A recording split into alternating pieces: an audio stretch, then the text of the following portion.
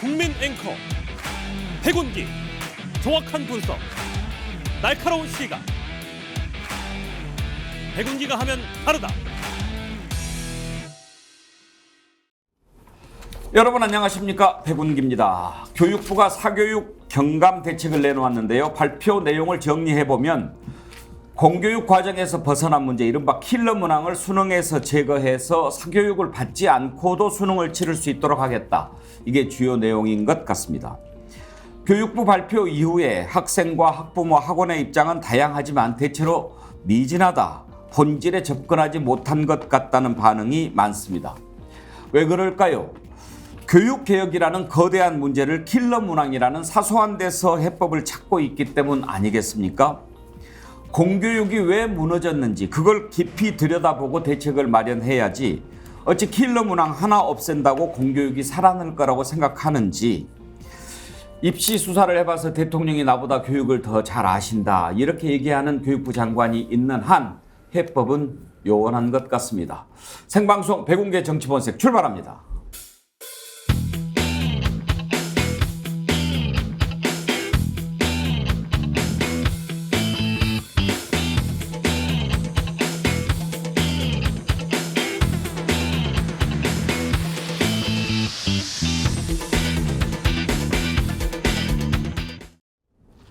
네, 오늘 함께 하실 네 분 패널 소개하겠습니다. 최수영 메시지 컨설턴트, 김유정 전 민주당 의원, 양문석 언론학 박사, 최종국 변호사 나오셨습니다. 어서 오십시오. 안녕하세요. 양문석 박사가 최종국 변호사랑 같이 하는 게 이번 주가 처음인가요? 네, 뭐 제가 별로 안 좋아하는 후배입니다. 예. 저는 존경하는 후배입니다. 선배입니다. 하지만 존경하는데 존경하지 마 이런 거 국회에서도 한번 들어봤는데 예, 그러지 마세요. 존경한다는데. 자, 상식가족 여러분의 댓글 참여 기다리고 있습니다. 유튜브 실시간 댓글 참여해 주시면 소개를 해드리고 매일 두 분 선정해서 자연주의 화장품 글램모에서 드리는 선크림, 아이크림 세트 선물로 보내드립니다. 그런데요, 제가 소개를 많이 해드리고 또 이제 선정을 하는데 소개했다고 그냥 우리 스픽스 이메일로 연락을 보내주시는 분들이 있습니다. 다 보내드리면 좋겠지만 저희가 그러면 감당이 안 됩니다. 그러니까 선정되신 분들만 보내주시고요.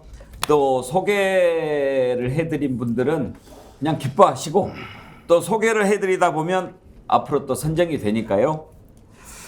선정되신 분들만 스픽스 이메일로 닉네임, 성함, 주소, 전화번호 남겨주시기 바랍니다. 정어리 때 100만 운동 펼치고 있는데 지금 40만 명을 눈앞에 두고 있습니다. 39만 6천 명 돌파했는데요. 40만, 50만, 100만 곧 될 것 같습니다. 함께해서 깨어있는 100만 정어리 만듭시다. 진실과 상식이 통하는 세상에 더 빨리 다가갈 수 있도록요. 스픽스 글램모어가 함께 드리는 선크림 세트도 많이 구입해서 주변에 나눠주시면 기쁨이 배가 됩니다. 특히 지금 글램모어 선크림 2+2 구매하시면 한정 수량으로 손 선풍기 드리고 있습니다. 떨어지기 전에 구입하셔가지고 주변에도 많이 나눠주시면 좋겠습니다. 지금 박친당도 선크림, 아이크림 세트 예, 이제 보내드리고 있죠? 이번 주부터 이번 주부터 예, 시작을 할 계획입니다. 많이 좀 드리세요. 예. 댓글 참여도 활발하게 들어오시죠? 예. 오늘 아침에 솔바람님이 스위스 여행 중에 듣고 있습니다. 지금 시각 오전 3시 49분입니다. 우리 시간으로 10시 49분에 보내주셨는데 새벽 3시 49분에 안 주무시고 스위스 여행 중에 또 정치본색 봐주시는데 감사합니다. 솔바라님 좋은 곳에 가셨는데 여행 잘 마치고 돌아오시기 바랍니다. 자작나무님, 스픽스 구독만이 대한민국을 살릴 길입니다. 자작나무님, 이 말씀은 빈말이 아닙니다. 계속 이렇게 강조해 주셨는데 오늘은 제가 감사의 뜻으로 선크림, 아이크림 세트 보내드리도록 하겠습니다. 저희 스픽스 이메일로 주소 남겨주시기 바랍니다. 초록희망님, 화병을 다스리는 방송 매번 실시간은 못 보지만 반드시 다시 보기로 챙겨보고 있습니다. 한 마리의 정어리로 이 세상을 희망으로 바꾸는데 더욱더 가열차게 나아가겠습니다. 초록희망님도 안 드릴 수가 없네요. 오늘은 좀 많이 드리도록 하겠습니다. 초록희망님도 저희 스픽스 이메일에 남겨주십시오. 야, 근데 엄청난 방송이야 이게. 화병을 다스리는 방송이잖아요. 네. 정말 이거는 엄청난 방송이라고 생각합니다. 제가 그 지난 일요일 날에 청주에 이제 후쿠시마 핵 폐기수 반대 집회를 갔었는데 저 처음이었었어요. 정치 본색 잘 보고 있습니다. 이 말씀을 하시는 분이 한 3분 계셨어요. 그래서 이 정치 본색은 아무리 바빠도 반드시 출연해야 되겠구나. 웬만하면 서정욱은 좀 빼줘라. 이 이야기도 있었으니까 참고해 주시기 바랍니다. 서정욱 변호사님이 함께 하셔가지고 우리 정치 본색이 더 보는 사람들도 많아지셨을 뿐만 아니라 예. 서정욱 변호사가 안 계시면 우리가 양쪽 날개라고 얘기할 수가 없지 않겠습니까? 근데 이제 화병을 다스리는 방송이잖아요. 예. 정우기가 있으면 화병을 계속해서 정우기가 키운다니까. 뭡니까? 서정욱 변호사 여기 사석이 아니잖아요. 저도 이게 그 며칠 전에요. 제 팬을 만났는데 제보고 이게 위로를 해주더라고요. 정말 이게 그 스픽스 좌파들이 덕실되는 방송 나가서 정말 이게 고생한다. 윤석열 정권 홍보를 위해서 이렇게 또 격려해 주신 분을 제가 만났어요. 예. 오늘 이렇게 말하잖아요. 서정욱 변호사, 최수영 메시지 컨설턴트 보수 패널 2분, 그리고 진보의 빅마우스 양문석 박사님, 그리고 진보의 꽃 김유정 의원 이렇게 계시니까 얼마나 보기가 좋습니까? 예, 뭐 시청자 여러분들께서 보기가 좋았으면 좋겠습니다. 예. 자, 어제 교육부가 사교육 경감 대책을 발표했는데 오늘 그 내용부터 먼저 좀 살펴보도록 하겠습니다. 이조 장관이 나와서 여러 가지 설명도 하고 또 특히 킬러 문항에 관해서 예시도 하고 그러던데 킬러 문항 어제 교육부가 발표한 게 한 22개쯤 됐나요? 네.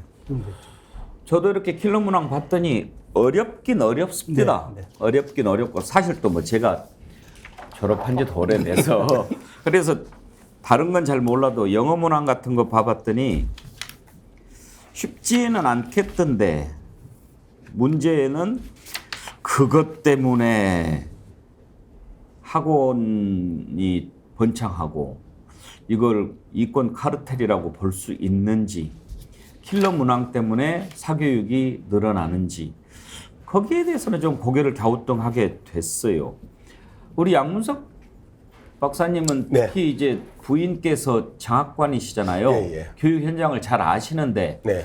혹시 어제 교육부 내놓은 대책을 보고 네. 뭐 평가 좀 하시던가요? 만날 시간이 없었습니다. 예. 그래도 오늘 이거 하면은 좀 만나서 얘기도 좀 듣고 취재도 하시고 그래야 되는 거 아닙니까? 아유, 우리 뭐 저희 두 분 저는요. 전화로 제가 잘 아는 학원 강사 예. 한 분이 계셔가지고 예. 어제 그분한테 좀 부탁을 드렸어요. 어제 교육부 발표에 대해서 좀 어떻게 생각하시는지 좀 듣고 싶다. 그리고 학원의 문제라든지 또 사교육 경감에 대해서 어떻게 생각하느냐 이렇게 했더니 난 좀 가볍게 답을 해주실 줄 알았더니 이메일로 거의 책 한 권을 보내주셨어요. 얼마나 성의 있게 보내주셨는지 학원 강사 유현상 선생님 진심으로 감사드립니다. 이분의 그 현실 진단 그리고 경감 대책에 대한 제언 이런 부분 나왔는데 이 부분은 제가 후반부에 좀 소개를 해드리도록 하겠습니다. 먼저 이주호 장관 발표 가운데 킬러 문항 부분 좀 들어보고 얘기 나눠보겠습니다.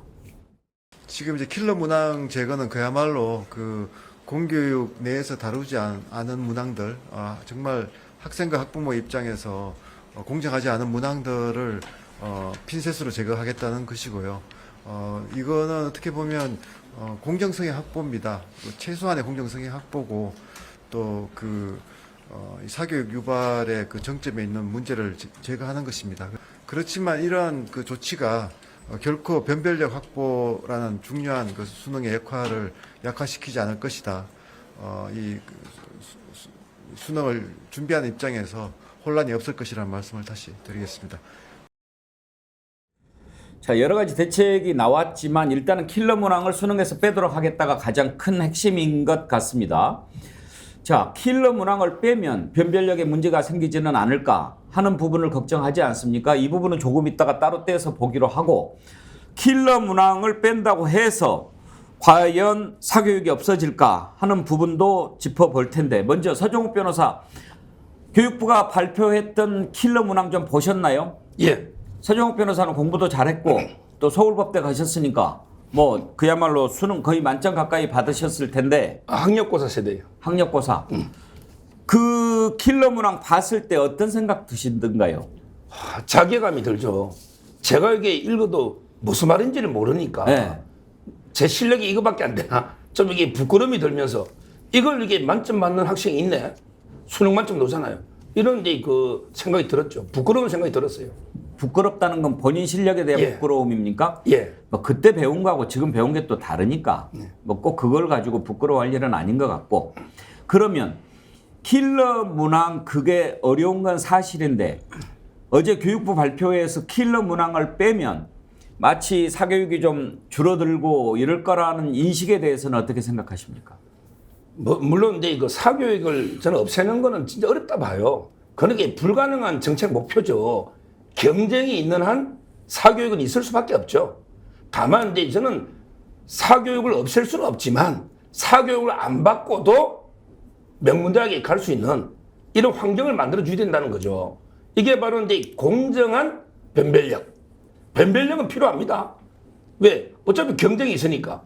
근데 공정한, 이 말은 이게 돈이 없어서 고액 과외를 못 받아도 학교에서 배운 거나 교재로 풀 수 있는, 이게 바로 공정한 변별력이죠. 뭐 일반 사람들은 학원 다니니까 사교육은 있죠. 근데 제 말은 학원 안 가도 그 어려운 문제를 풀 수 있는 이런 환경을 좀 만들어줘야 된다. 그 점에서 저는 공교육을 벗어나가지고 학원에서만 다루는 문제, 이걸 뭐 제 이름을 킬러 문항이든 무슨 문항이든 이름이 중요한 게 아니고 공교육 범위 밖에 범위를 벗어난 문제는 배제하는 게 맞다. 이렇게 저는 보는 거예요. 킬러 문항은 공교육 현장에서 가르치는 문제에서는 벗어난 거다. 범위에서는 벗어난 거다. 공교육 범위 내에서 아주 어려운 킬러 문항이 있는 예. 그거는 허용해야죠. 변별력은 뒤 되니까. 근데 공교육에서 아주 안 다루는데 학원에서만 다뤄주는 이런 문제는 빼주는 게 학원 안 간 사람도 명문대 갈 수 있도록, 이게 바로 공정한 변별력이라는 거죠. 최수영 컨설턴트는 어제 킬러 문항에 그 뽑은 것에 대해서 어떻게 생각하셨나요? 뭐 3년간 480개 문항 가운데서 이제 뭐 이렇게 추려서 예. 뭐 이렇게 20, 30개 했던 모양인데, 저는 이제 그걸 고르느라고 일단 애는 쓴 것 같아요. 예. 애는 쓴 것 같은데, 사실 뭐 저도 사실 보면 뭐 모르겠어요. 무슨 얘기인지도 모르겠고, 저도 이제 자녀들을 이미 뭐 2, 3년 전에 다 이제 대입 수능으로부터 이제 다 졸업을 했기 때문에 큰 관심이 요즘은 없었는데, 근데 과연 이게 킬러 문항을 없애니까 그러면 이제 이게 교육이 정상화되느냐? 학원가에서 킬러 문항에 대한 광고는 뭐 다 빠졌다 하더라고요. 킬러 문항을 없앤다고 하니까 킬러 문항 가지고 유인책으로 홍보하던 그 현수막들은 다 사라졌다고 합니다. 뭐 그런 정화 효과는 있었는지 모르겠지만, 과연 저는 이렇게 이 킬러 문항을 없앤다고 하는 이게 이번 대입 수능의 본질인가라는 생각이 좀 드는 거죠. 혹시 대증요법이 아닌가 싶은 거예요. 그러니까 사실 우리가 지금 필요한 거는 수능 5개월을 앞둔 상태고 급하긴 하더라도, 그럼에도 불구하고 우리 교육의 어떤 이게 말하자면 올해의 모델이 이후 2, 3년에 계속 모델에 초석이 될 텐데, 너무 급작스럽게 대통령 말씀에 이제 교육부가 뭘 이렇게 하다 보니까 이게 좀 더 근원적으로 가지 못하고 이게 대증적으로 그냥 마취제 투여하듯이 된 건 아닌가 싶어서, 그러면 이제 정말 어떤 식으로 뭐 교육부 장관은 변별력을 준 킬러 문항들을 도입해서 하겠다고 하는데, 그 기준은 어느 정도인지, 사실 지금 그 4개월밖에 사실상 안 남은 이 수능에 대한 지금 뭐 이렇게 그 관계된 분들, 학부모 학생들은 굉장히 지금 조바심도 나고 정말 어려울 겁니다. 그렇기 때문에 저는 킬러 문항이 이렇다고 해서 그냥 소개만 할 것이 아니라 정말 지금 어떤 방향성을 제시해야 되는데, 이렇게 교육부 총리가 기자회견까지 하는데 신뢰성도 없고 타당성도 말하자면 지금 제시하지 못한 이 얘기는 킬러 문항을 없앤다는 건 알려줬지만 그 이후에 어떤 보완책들이 이루어질지에 대한 청사진들이 전혀 제시되지 않아서 이런 부분에 대한 상당한 좀 우려가 좀 되긴 합니다.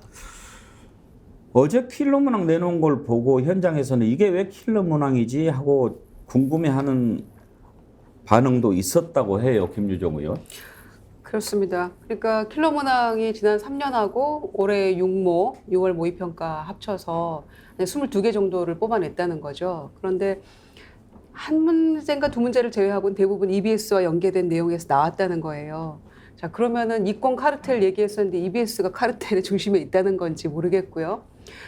이조 장관이 내놓은 대책들이 과연 이 애초에 목표는 사교육 경감 아니었습니까? 그럼 사교육을 줄일 수 있는 대책인가? 여기에 다 갸우뚱한다는 거죠.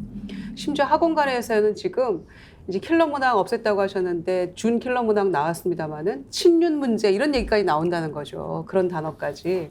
친윤 문제는 킬러 문항이 아닌 문항 이렇게 학원에서 이제 한다는 거죠. 그러니까 이제 굉장히 자조 섞인 그런 그 워딩들이 아닌가 이런 생각을 하게 되고요. 기본적으로 이 사교육비의 문제는 지금 초등학교 사교육비가 가장 높거든요. 그게 다 이제 특목고나 과학고나 이렇게 겨냥한 거잖아요. 자사고까지.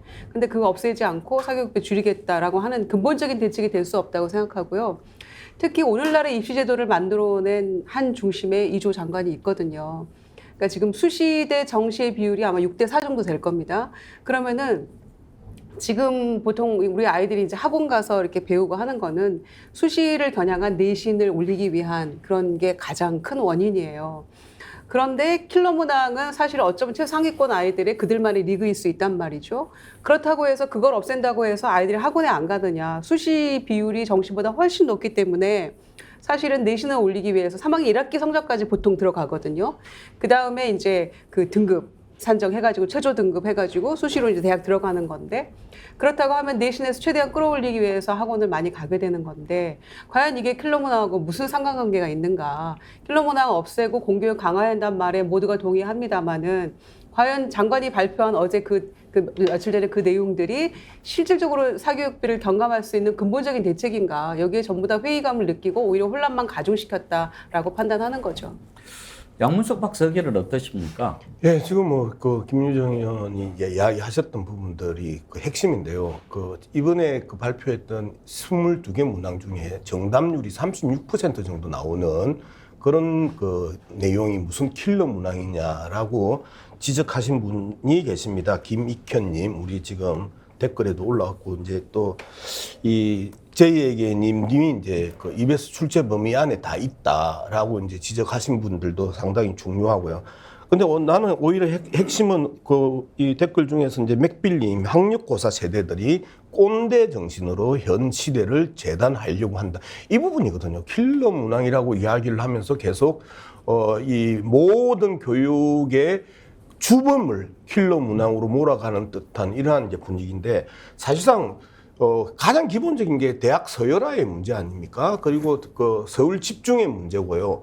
이 핵심적인 두 문제에 대해서 전혀 터치를 하지 않으면서 사교육 문제를 그 부각시키고 킬러 문항을 그 주범으로 몰아가면서 실질적으로 현재의 입시 제도 전체를 왜곡시키고 있고 또 국민들의 눈을 가리고 있다. 저는 이제 그렇게 보는 겁니다. 그래서 예, 사실 킬러 문항 하나 없앤다고 사교육이 사라질 거라고 교육부도 믿지는 않을 겁니다. 서정 변호사 그렇지 않겠어요? 그럼요. 이게 그 윤석열 대통령이나 우리 교육 정책의 목표를 좀 분명히 알아야 됩니다.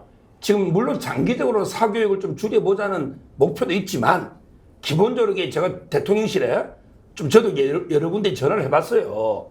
취재를 해보니 이번에 그 개혁의 목표는 한마디로 이제 그 개천에서 용이 나는 사회를 다시 만들어야 된다. 이게 더 직접적인 목표입니다.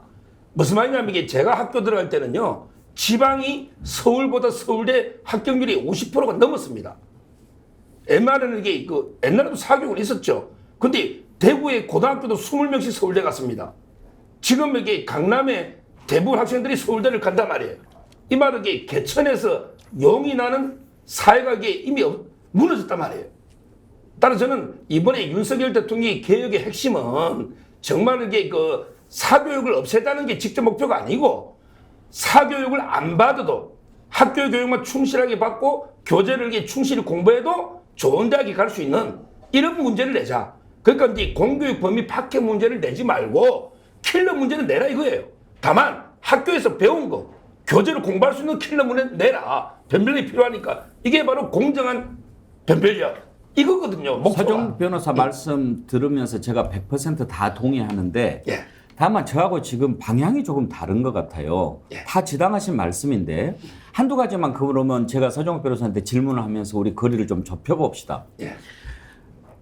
개천에서 용이 나는 세상을 만들겠다. 저는 그거 좋다고 생각합니다. 예. 그러면 순서가 그렇게 가야 되지 않는가 하는 겁니다.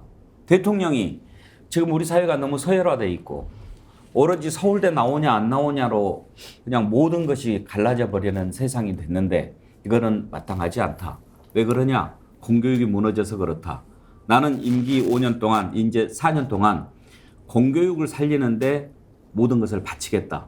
이렇게 대전제를 해놓고 그래서 이제 개천에서도 용이 나오게 해야 되겠다라고 하면서 쭉쭉쭉쭉쭉 문제를 풀어가다가 거기에서 사교육 이권 카르텔도 나오고 킬러 문항도 나오고 이런 것이 순서겠습니까?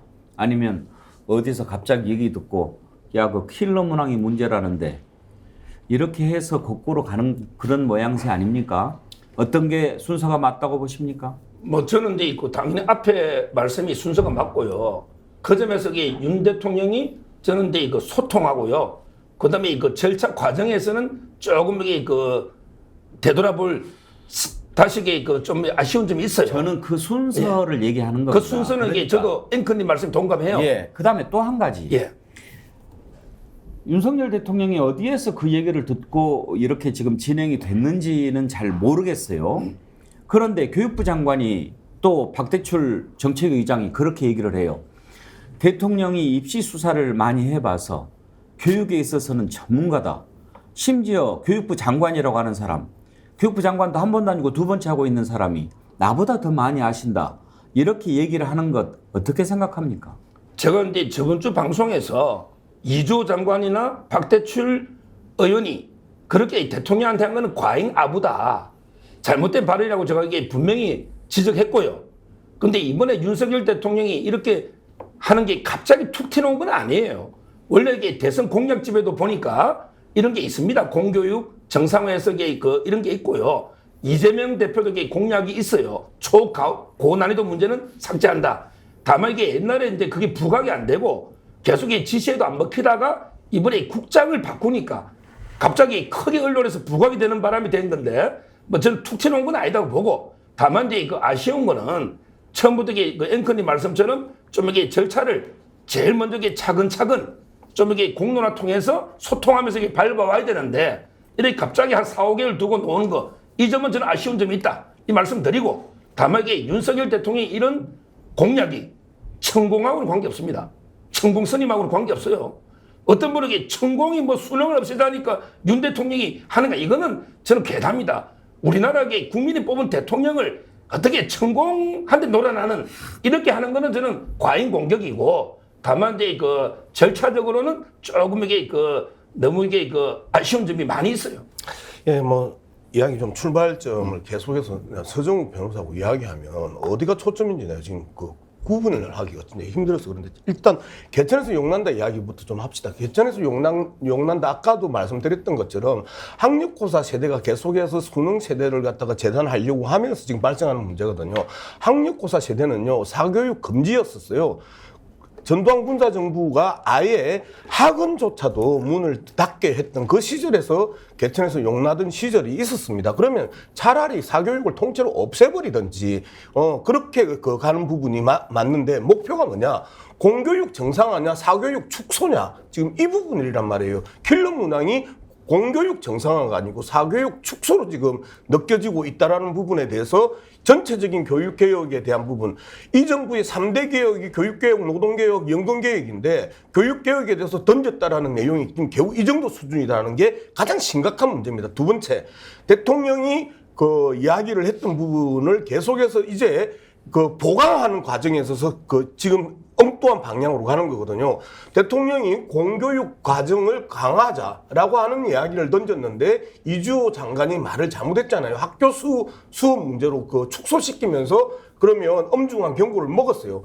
그러면 이 부분에 대해서 다시 공교육 강화라는 측면에 있어서 새로운 아이디어나 기존의 아이디어들을 정리해서 실천을 할 수 있는 과제를 던져야 되는데 계속해서 대통령의 이야기를 엉뚱하게 풀고 가면서 지금 사교육 축소와 킬러 문항으로 문제를 풀고 가면서 정책적인 교육 방향이 어디냐 아무도 모르는 그러면서 아주 지역적인 동네에서 놀고 있다라는 부분들이 가장 핵심이고요. 그다음에 계속해서 공정한 변별력이라고 지금 이제 서정욱 변호사가 이야기하는데 도대체 공정한 변별력이 어느 나라 말입니까? 예? 자, 공정한 변별력에 있어서 그동안에 우리나라 입시에 있어서 핵심은 EBS 그 방송만 보면 학력고사든 수능이든 어떤 시험이든 다 볼 수 있도록 하는 게 기본적인 방향이었단 말이에요. 교육부의 방향이었단 말이에요. 그런데 던진 내용들 필러 문항이라 하는 게 다 EBS 변별력 EBS 출제 범위 안에 다 있었고 EBS에서 다뤘던 문항들이란 말이에요. 그러면 이 부분에 대해서 어떻게 설명할 것이냐. 이걸 갖다가 사교육이라고 치고 그다음에 그 재벌 강사 1타 강사로 그 계속 때리면서 또 특별한 희생양을 만들어서 압수수색할래? 지금 이렇게 논의가 이제 풀려 나온단 말이에요. 그래서 이 논의를 정상화시키려고 하면 대통령이 이야기했다는 공교육 과정에 대한 그 회복이냐, 안 그러면 이주호가 이야기했다는 학교 수업에 대한 강화와 정상화냐, 이 문제에 대해서 똑바로 정리하고 가자. 예. 그다음에 그 사교육의 문제는 개천에서 용이 난다 어쩐다 상관없이 대학의 서열화가 핵심이기 때문에 대학 서열화 문제로 언제까지 우리 아이들이 저 입시 지옥에서 10대를 다 보내야 되냐. 창의력을 완전히 발달시킬 수 있는 마지막 기회인 그 세대들을 계속해서 입시 지옥에서 외우기 하고 그다음에 듣도 보도 못한 내용을 짧게 문단으로 그 공부해야 되냐. 이 예. 부분에 대해서 지적을 해야 되는 거죠. 오늘 양문석 박사님 컨디션이 좋으신 것 같습니다. 서정욱 나오니 제가 좀 잘. 정리가 잘 되셨네요. 근데 김주정 의원, 저는 지금 이렇게 진행되는 걸 보면서 이번에는 좀 어떤 오기 같은 게 좀 느껴져요. 교육과 관련해서 지금 그동안 한 두어 차례 헛발질이 나왔잖아요. 네. 초등학교 만 5세 입학, 그리고 또 주 69시간만 이런 부분들에 나와서 막 또 난리가 나가지고 대충 뭐 없어지고 그랬는데 이번에도 사실은 그런 성의 헛발질은 헛발질인데 야, 두 번이나 그렇게 망신 샀는데 그런 느낌이 좀 들어요. 네, 보기가 매우 그 개입이 된 그런 지금 그 방향으로 흘러가고 있다 이렇게 보여지는데요. 저는 이제 EBS 아까 킬러 문항 22개 3년간 수능 시험 중에서 22개 골랐는데 EBS 연계된 것들이 거의 이제 20개가 넘는다 이런 말씀 드렸잖아요. 그러면 EBS에 대한 지원은 어떻게 할 것인가? 왜냐하면 KBS 수신료에서 아주 일부가 EBS에 지원하는 거고 그게 EBS 재정의 상당 부분을 차지하게 된다는 말씀이죠. 그러니까 2,500원 중에 한 70원 정도가 EBS로 간다는 거예요. 그러면 앞으로 EBS에 대한 지원을 어떻게 할 것인가? 공교육 강화 방안의 일환으로서 이렇게 가야 되는데 그런 어떤 나비 효과에 대해서는 전혀 생각하지 않고 있다. EBS가 타격을 받는다는 거에 대해서는 그게 크게 하나 문제고요. 두 번째는 그 난이도 조절 못 해가지고 한마디로 경질된 교육부 국장은 만약에 6월 모의평가 결과가 내일 나오거든요. 28일 날. 그러면은 거기에서 킬러 문항에 대한 정답률이 높고 뭐 실제로 다른 그 모의고사보다 오히려 쉬웠다. 이런 평가들도 사실 동시에 나오고 있거든요. 뭐 킬러 문항 뭐 몇 개를 제외하면. 그럼 억울해서 어떡합니까? 그 국장은. 그런데 28일 날 결과가 나오는 육모에 대한 어떤 평가 결과랄지 정답률이랄지 이런 것도 전혀 제시하지 않고 지금 3년치를 한꺼번에 묶어가지고 6월 모의고사 평가와 함께 그 얘기를 장관이 했단 말이에요. 그런데 대통령이 급발진 하시게 된 그 부분은 내가 그렇게 몇 번 얘기했는데 6월 모의평가도 어려웠다며 이거였잖아요, 사실은. 그런데 6월 모의평가 결과에 대한 얘기는 이미 나와 있을 텐데 내일 학생들이 결과를 받아본단 말이에요. 근데 그 얘기를 교육부 장관이 전혀 하지 않고 이런 식으로 문제를 풀어왔다. 그리고 결국은 이게 사교육 경감 대책으로 실질적인 효과가 있는 것인지에 대한 의문이 더 커져가고 있는 이런 마당이란 말이죠. 그래서 도대체 교육부조차도 스스로 이 합선된 게 아닌가, 이 혼란을 겪고 있는 게 아닌가 이런 생각이 첫째 들고요. 두 번째는 저는 지금 학교 현장에서 이 킬러 문항을 포함한 수능 출제 방향에 대해서도 굉장한 혼선을 느끼고 있습니다만은 지금 나이스 여러분 아시죠? 교육행정정보 시스템 나이스 4차가 지금 가동이 됐어요. 예. 거기에 무슨 뭐 학교 성적 내는 것부터 뭐 학생부부터 다 들어가 있는 그런 어떤 그 학생 행정 정보죠. 그게 지금 엄청나게 오류를 일으켜가지고 학교 현장에서는 이게 지금 6.25 때 난리는 난리도 아니다 이런 말이 나오고 있거든요. 이 부분에 대한 사과 한마디가 없어요. 여기에 기말 지금 다 늦어지고 있는 거예요. 기말고사 지금 냈던 것도 이 학교께 저 학교에서 출력이 되고 확률 통계에 대한 정답을 산출했더니 다른 문제가 답이 나오고 학생들 정보 다 털리고 선생님들 정보도 막 나오고 막 혼선이 된 거예요. 그래서 6월 말까지는 그러면은 3차 나이스를 쓰도록 한다 이렇게 되어 있어요. 임시 허락한다.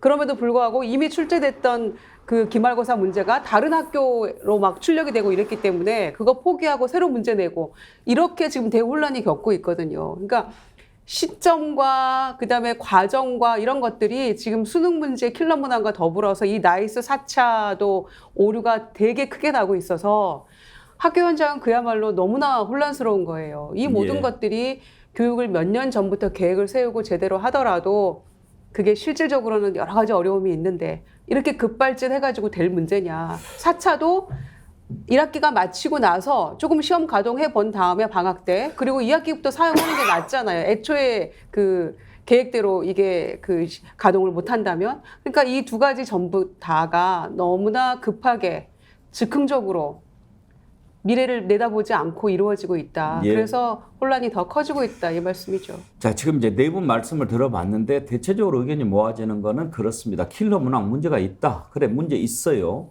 그러면 이제 그런 부분은 좀 정리가 돼야 되겠죠. 그런데 어찌 공교육이 무너지고 사교육이 이렇게 늘어나는 현실을 킬러 문항 하나 없애면 된다고 생각하는지 그 단순함이 저는 정말 놀랍고요. 대통령이 한마디 했다고 이렇게까지 그냥 대통령이 그렇게 얘기를 하면 대통령님, 그 부분은 제가 대통령님보다 더 전문가입니다. 그건 문제가 있습니다. 그렇지만 공교육을 살리고 사교육을 줄이려면 단순히 킬러 문항 하나 없앤다고 될 일은 아닙니다. 제가 정말 이 부분에 대해서 대통령님 의지가 확고하다면 대책을 빨리 만들어서 보고 드리겠습니다.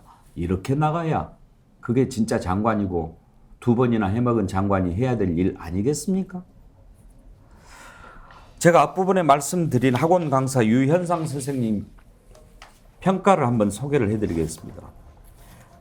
왜 우리나라의 사교육이 끊이지 않는가? 이분이 명확하게 얘기를 해줬습니다.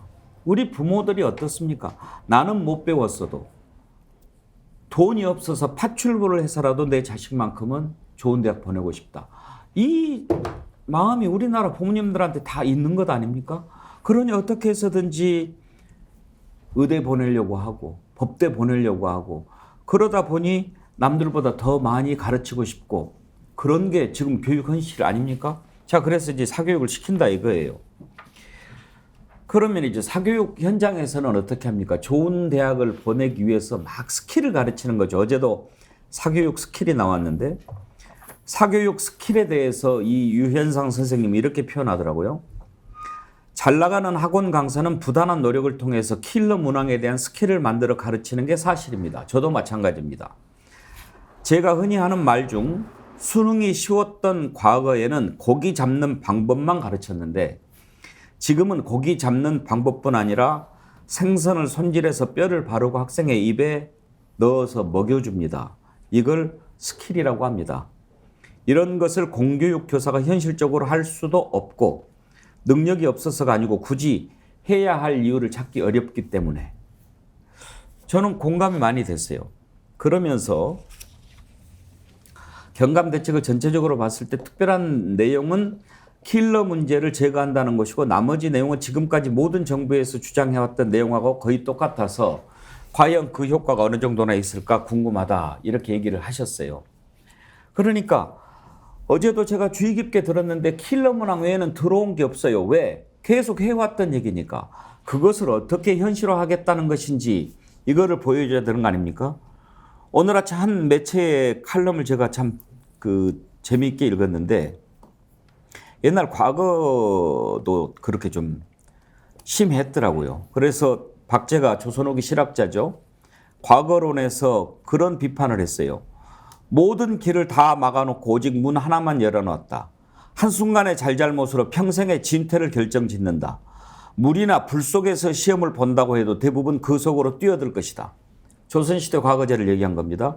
그러면서 공교육에서 가르치지 않는 킬러 문항을 수능에서 빼라는 지난 15일 윤석열 대통령의 발언 이후 안 그래도 난장판 아수라장인 입시판이 더 시끄러워졌다.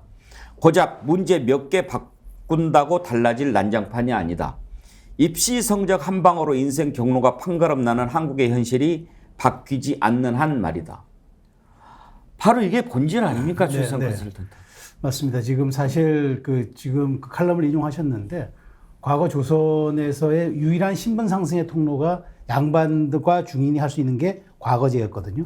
그러다 보니까 이제 인구가 그 당시 우리 조선 중기가 607명만 되는 당시에 여기에만 응시하는 사람들이 10만 명이었다는 거예요. 근데 최종 합격자가 4, 50명에 불과했으니 얼마나 정말 좁은 문이었겠습니까? 그리고 이게 유일한 신분 상승의 통로였기 때문에 할 수 없었는데 그래도 저는요, 그나마 조선시대의 과거에는 마지막 단계가 또 임금이 직접 등장하는 단계가 있습니다. 그러니까 최후가 그러니까 말하자면 합격자들이 한 4, 50명 있을 거 아닙니까? 여기서 우리가 흔히 얘기하는 장원급제라고 하지 않습니까? 이 장원급제는 딱 한 사람을 뽑는데 왕이 직접 이거는 면접을 합니다. 그걸 책문이라고 부릅니다. 대책을 묻는답니다. 주관식입니다. 그래서 이거는 킬러 문항 적용이 안 됩니다. 다른 거는 부정행, 커닝도 사실 조선시대에 있었는데 이건 안 되는데 그때 이 책문을 제가 기록한 것을 보면은 외교, 내치 여러 가지입니다. 네가 임금이라면 이 가뭄을 어떻게 하겠느냐. 명나라의 관계 네가 어떻게 풀겠느냐. 이 정도 문제가 나왔어요. 그나마 그래서 이 장원급제자들이 정약용 이런 사람들을 우리가 배출한 겁니다. 그런데 우리의 사실 이 현실은 조선시대만도 못한 지금 정말 어지럽긴 어지럽고 과열되긴 과열됐는데 이거를 뭔가 말하자면 물길 여러 개로 좀 터주지 못하는 이런 문제는 반드시 좀 지금 논의돼야 되는데 제가 아까 말씀드렸지만 대증요법 그러니까 진통제 하나를 놓는 그런 말하자면 대책인 것 같아서 그게 조금 아쉽다는 얘기죠. 지금 교육 현장에 암에 걸렸는데 암을 치료하려면 어떻게 해야 됩니까? 수술해야죠. 중병에 걸리면 완전 수술해야죠. 사봐야 될 거 아닙니까? 그런데 그냥 손가락만 보고 있는 거 아닙니까? 서정욱 변호사 용산하고 통하고 뭐 그렇게 되신다고 그러는데 정말 옳다고 생각하는 바를 얘기를 해주세요. 이건 순서가 좀 잘못된 것 같다. 물론 이제 사교육을 줄이거나 없애기 위해서 킬러 문항 하나 게 없앤다고 되는 건 아니죠. 그는 앵커님 말씀이 100번 맞는데 문제는 이제 그래도 이게 킬러 문항을 없애는 게 조금이나마 아니 킬러 문항 없애라고 도움이 되니까 이게 저는 기본적으로 교육 계획에 이제 시작이 돼야 된다. 그러니까 아니 킬러 문항 없애라고요. 킬러 문항 내가 보기에도 없애는 게 좋겠어요. 근데 짧게 보면 지금 이제 킬러 문항 없앤다고 그러니까 학원에서 어떻게 합니까? 자 그러면 이제 중킬러 문항 중심으로 공부를 하자 막 이렇게 이야기한다는 거 아닙니까? 그러니까 킬러 문항 없앤다고 사교육 없어지겠습니까? 아니 그러니까 제 말은 이게 없어지지 않죠. 그게 만병통치약도 아닌데. 사교육 없애려고 킬러 문항 없앤다는 거 아닙니까? 근데 문제는 그러면 킬러 문항을 계속 두게 됩니까? 그건 아니잖아요. 지금 저하고 그렇게 제 말은 그래서 저는 수많은 교육 계획의 난제들이 있는데 그 중에 하나가 킬러 문항을 없애는 것도 저는 도움이 된다고 보니 이걸 계기로 해서 우리 국민이 힘을 모아서 교육 계획에 한번 나서보자. 작은 첫걸음 아니냐. 이거 하나 없앤다고 이게 다 된다고 저는 생각 안 해요. 그나저나 윤석열 대통령 왜 기자회견 안 하는지 모르겠어요. 한다 하는데 만약에 기자회견 하면 기자가 한번 그렇게 물어봤으면 좋겠어요. 킬러 문항 없애면 사교육 없어진다고 생각하십니까 하고. 그거는 없어지지 않죠. 그거는 뭐 제가 보기에 당연한 거고요. 제 말은 그러니까 수많은 교육계획의 과제가 있죠. 어떻게 교육계획이라는 게 하나 뭐 한다고 되겠습니까? 제 말에 체력들도 한 걸음부터 가잖아요. 여기서부터 하나하나 이제 계획을 좀 해보자. 물론 이게 완벽하게는 힘들어요. 이게 제가요, 역사를 봤더니 고려시대도 이게 국자감은 죽었어요. 그때 최충의 문헌 공도를 비롯해서 12공도, 사교육이 판쳤습니다. 고려 500년도. 조선시대도요, 성균관은 이게 죽은 거예요. 결국 이게 뭐 도산서원이라든지 서원 있잖아요. 이게 사교육입니다. 우리가 이게 사교육이 천년에 뿌리 깊은 거예요. 이 사교육 없앨 수는 없어요. 어느 시대든 사교육이 공교육보다 앞서 나갔습니다. 근데 제 말은 그래도 우리가 방치는 못하니 킬러 문항 없애는 것부터 해서 하나하나 이게 좀 조금이나마 노력해보자. 이런 대통령의 진정성을 좀 이게 믿고 서로 협조하자는 거죠. 좀 이야기합시다. 뭐 도산서니 사교육 그런 식으로 이야기하면 역사 왜곡이에요. 그건 사립학교예요, 사립학교. 공립학교, 사립학교하고 사교육하고 공교육하고 하늘과 땅 차이예요. 그런 식으로 계속해서 호도하면 안 되는 거고, 그다음에 수많은 교육개혁이 있다라고 이야기했죠. 그래서 수많은 교육개혁이 있어. 근데 이제까지 대통령이 지적했던 수많은 교육개혁 중에 딱 2개 이야기했어. 5세 입학하고 그다음에 킬러 문화. 지금 이거밖에 없어요. 자, 이 정부가 기본적으로 앞서도 말씀드렸던 것처럼 3대 개혁 과제를 가지고 있는 거잖아요. 그러면 교육개혁, 노동개혁, 연금개혁에 교육개혁을 갖다가 지난 1년 동안 도대체 교육개혁이라고 던져놓고 뭐 했냔 말이야. 개우 킬러 문항 하나를 갖다가 대통령이 이야기해가지고 한 달 내내 지금 한 나라를 갖다가 들썩거리게 만드는 이 행태에 대해서 지금 심각한 문제가 있다라고 지적을 하는 거예요. 그리고 그래요, 킬러 문항 없애는 게 가장 좋아요. 제가 봐도 못 풀어요. 제 아이들 이 영어 시험 문제 보면 정말 화가 나.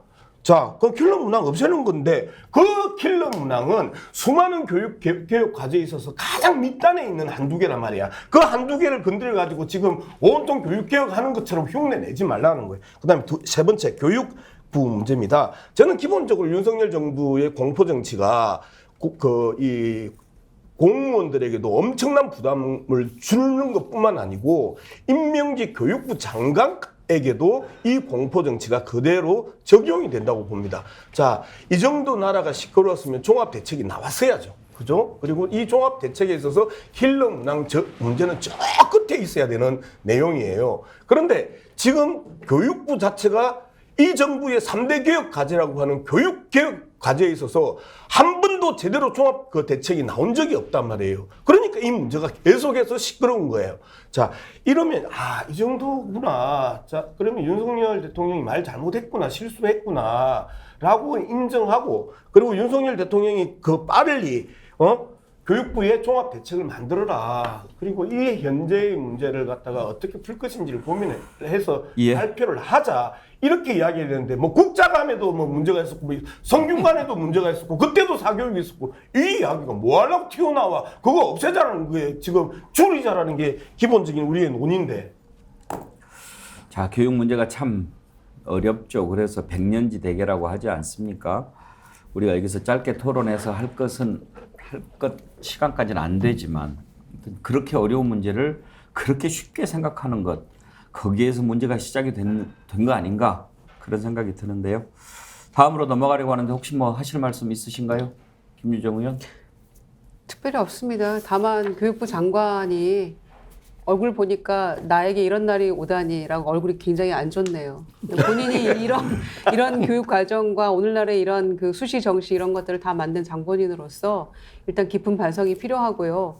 이런 어떤 임시 방편으로 이 근본적인 어떤 문제가 해결될 수 없다는 거를 반드시 명심하고, 이번 수능이 끝나고 나면 대대적인 교육 개편에 관한 청사진을 다시 내놓지 않으면 점점 더 수렁에 빠지게 된다는 거를 다시 한번 말씀드리고 싶습니다. 그래요. 그리고요, 우리가 참 장관이라고 하는 자리가 얼마나 올라가기 힘든 자리입니까? 자기 인생의 모든 경험을 녹여서 나라 발전을 위해서 몸 던지는 자리인데 그 장관을 2번이나 하는 거 아닙니까? 그러니까 부총리급으로 격상까지 됐잖아요. 예. 그 장관을 2번째 할 때는 총리도 마찬가지고, 그러고 보니까 이게 이렇게 2번씩 하는 사람들이 많나요, 이 정부에?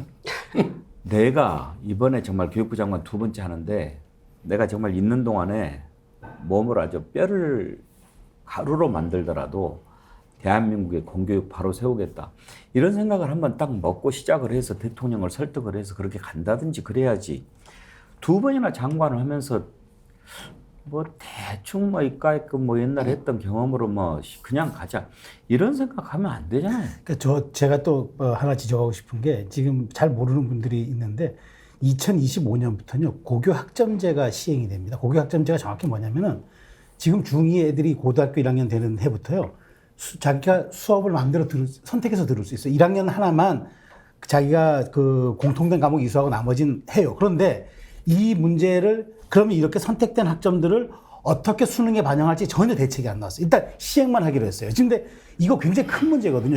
더더군다나 지금 수능이 이렇게 지금 자꾸 흔들려 버리면은 내신이나 이런 문제들은 더더욱 이제 불신에 갈 텐데, 자, 그러면 이 문제를 어떻게 보완할 건지에 대해서 사실 불편한 침묵이 있어요. 그래서 저는 이런 것들의 다 보완점들이 이제 종합적인 대책이 돼야 되는데 정말 제가 보기에 자꾸 대증요법을 얘기하는 것 같아서 교육부 장관 이런 거 정말 신경 써야 됩니다. 더군다나 어제 킬러 문항 내는 거 가운데 하나는 정답률이 36.8% 나온 문제도 그건 있잖아요. 킬러가 아니죠. 이게 무슨 킬러입니까? 왜 이런 보편 문제죠, 그건.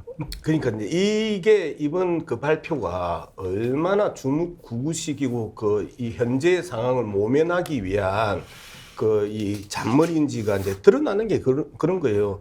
정답률이 36%가 나온 것도 킬러 문항이라고 설정 넣었단 말이에요. 이런 부분인데 앞서 이제 앵커께서 말씀하셨던 것처럼 장관을 2번씩이나 하고 국무총리를 2번씩이나 하면요 자리에 연연하지 않고 정말 나라를 걱정하고 그 다음에 대통령이 잘못 가면 그 부분에 대해서 제대로 이야기를 하고 해야 되는데 둘 다 똑같은 거예요. 한 사람은 공포 정치로 계속해서 그 자신의 주장을 갖다가 정당화시켜라. 억지 대책을 내놓으면서 자신의 주장을 정당화시키는 이러한 정치적인 이 참모로서의 역할만 계속 강요를 하는 거고, 그리고 여기에서 정치적 참모 역할을 잘 못하고 대통령이 이 부분에 대해서 잘못했다라는 부분들이 증명되면 내 모가지가 날아가겠구나 하면서 오로지 자리를 지키기 위해서 또 국민의 눈을 속이고 그리고 국민들을 더 답답하게 하고 화병나게 하는 이러한 행태들이 계속해서 지속되고 되풀이되고 있다. 이제 이런 부분을 우리는 지적하지 않을 수가 없는 거죠. 하여튼 이렇게 사람이 없나 요즘 그런 생각이 많이 듭니다. 교육이라고 하는 것 참 새로운 방향에서 접근해서 그전에 공교육 실패했던 그런 사람을 다시 쓰는 이유가 뭔지 모르겠어요. 공교육을 바로 세우겠다면 거기에 대해서 확실한 인식을 갖고 있는 사람, 그런 사람을 찾아서 써야 되지 않겠습니까? 이제 곧 또 인사를 한다고 그러죠. 지금 이제 방통위원장 직권 면직 돼서 이번에 이제 가처분도 기각이 되고 전현희 인권위원장은 이제 임기를 다해서 물러났고 근데 이제 이번 주에 곧 지명이 될 것 같은데 국민권익위원장은 검사 출신으로 하고 방통위원장은 그렇게도 말이 많은 이동관 특보를 지명을 할 것이라는 기사가 나옵니다. 이건 오기도 아니고 왜 이럴까요? 더군다나 오늘 뭐 이런 기사가 떴던데 이동관 특보가 또 그전에 한 종편에서 당시 검찰총장이었던 윤석열 대통령을 두고 패거리 문화 갖고서 수사 제대로 했겠냐 이렇게 비판한 영상이 화제가 됐다라고 해서 찾아봤는데 한번 들어보십시오. 또 그렇게까지 비난하는 사람을 또 쓰는 건 또 뭔지 말이죠. 한번 들어봅시다. 국민의 대표인 국회에 나가서 거짓말한 건 저는 안 된다고 생각합니다. 그랬더니 가장 예리한 칼을 들고 있는 검찰총장이 그동안 적폐 수사를 해서 뭐 어쩌고저쩌고 하는 얘기는 그만두더라도 6-7번이나 소개했냐 안 했냐 했더니 없다고 해서 철석같이. 그러더니 녹취 파일이 나오니까 그럼 변호사 선임을 뭐 안 한 거라고 이렇게 얘기했는데 그 뒤에 또 국세 서류 낸 게 나왔어. 그러니까 사실은 내가 그때 윤대진 보호하려고 기자한테 거짓말한 거다. 이런 의식을 가진 사람이 검찰총장직을 진짜 할 수 있는 건가요? 난 이건 법의 이전의 문제라고 생각해요. 저는 정말 솔직히 말하면 분노감이 들어요. 그러면서 남한테는 그 칼을 들이대가지고 적폐청산 수사한다고 100여 명을 기소하고 도고 합계 130년 이런 정도의 그 패거리 문화를 갖고 수사 제대로 했을까? 김유정 의원, 윤석열 대통령 저걸 못 봤을까요? 지금쯤 보시지 않았을까요? 이동관 특보가 2018년, 19년 그때 특별히 뭘 맡고 있지 않았을 때 방송 활동을 되게 많이 했거든요. 여기저기 패널로 참여도 했었는데 그럼 패거리 문화로 수사 제대로 했겠나. 거짓말하는 사람이 검찰총장 자격이 있나. 근데 뭐 대통령은 할 수 있다고 생각하는 것 같아요. 별 얘기 없는 거 보니까. 그때 그 검찰총장 인사청문회 당시에도 법사위에서 가장 공격했던 사람이 장제원 의원이거든요. 공격수로 활동했던 여러 사람 중에 앞장서서 했었는데 지금 윤핵관 중에 윤핵관 아닙니까? 그러니까 과거에 비판했던 사람들이 지금은 다 이렇게 핵심 측근들이 되어가고 있는 게 아닌가 하는 그런 아이러니한 상황을 맛보고 있는데요. 그럼에도 불구하고 이동관 같은 사람이 지금 언론의 소위 이제 이런 그 편향적인 그 대통령실의 시각에서 편향적인 언론을 바로잡고 할 수 있는 사람은 MB 때 해봤으니까 이동관 특보가 적임자다. 이렇게 보고 있는 게 아닌가 싶습니다. 서정욱 변호사는 우리 윤석열 대통령의 도량이 넓어서 그렇다고 생각하십니까? 지금 이제 그 서정욱 검색어를 치면요. 예. 제가 근데 윤석열 대통령이 그 총장 될 때 문재인 대통령이 윤석열 총장을 임명했잖아요.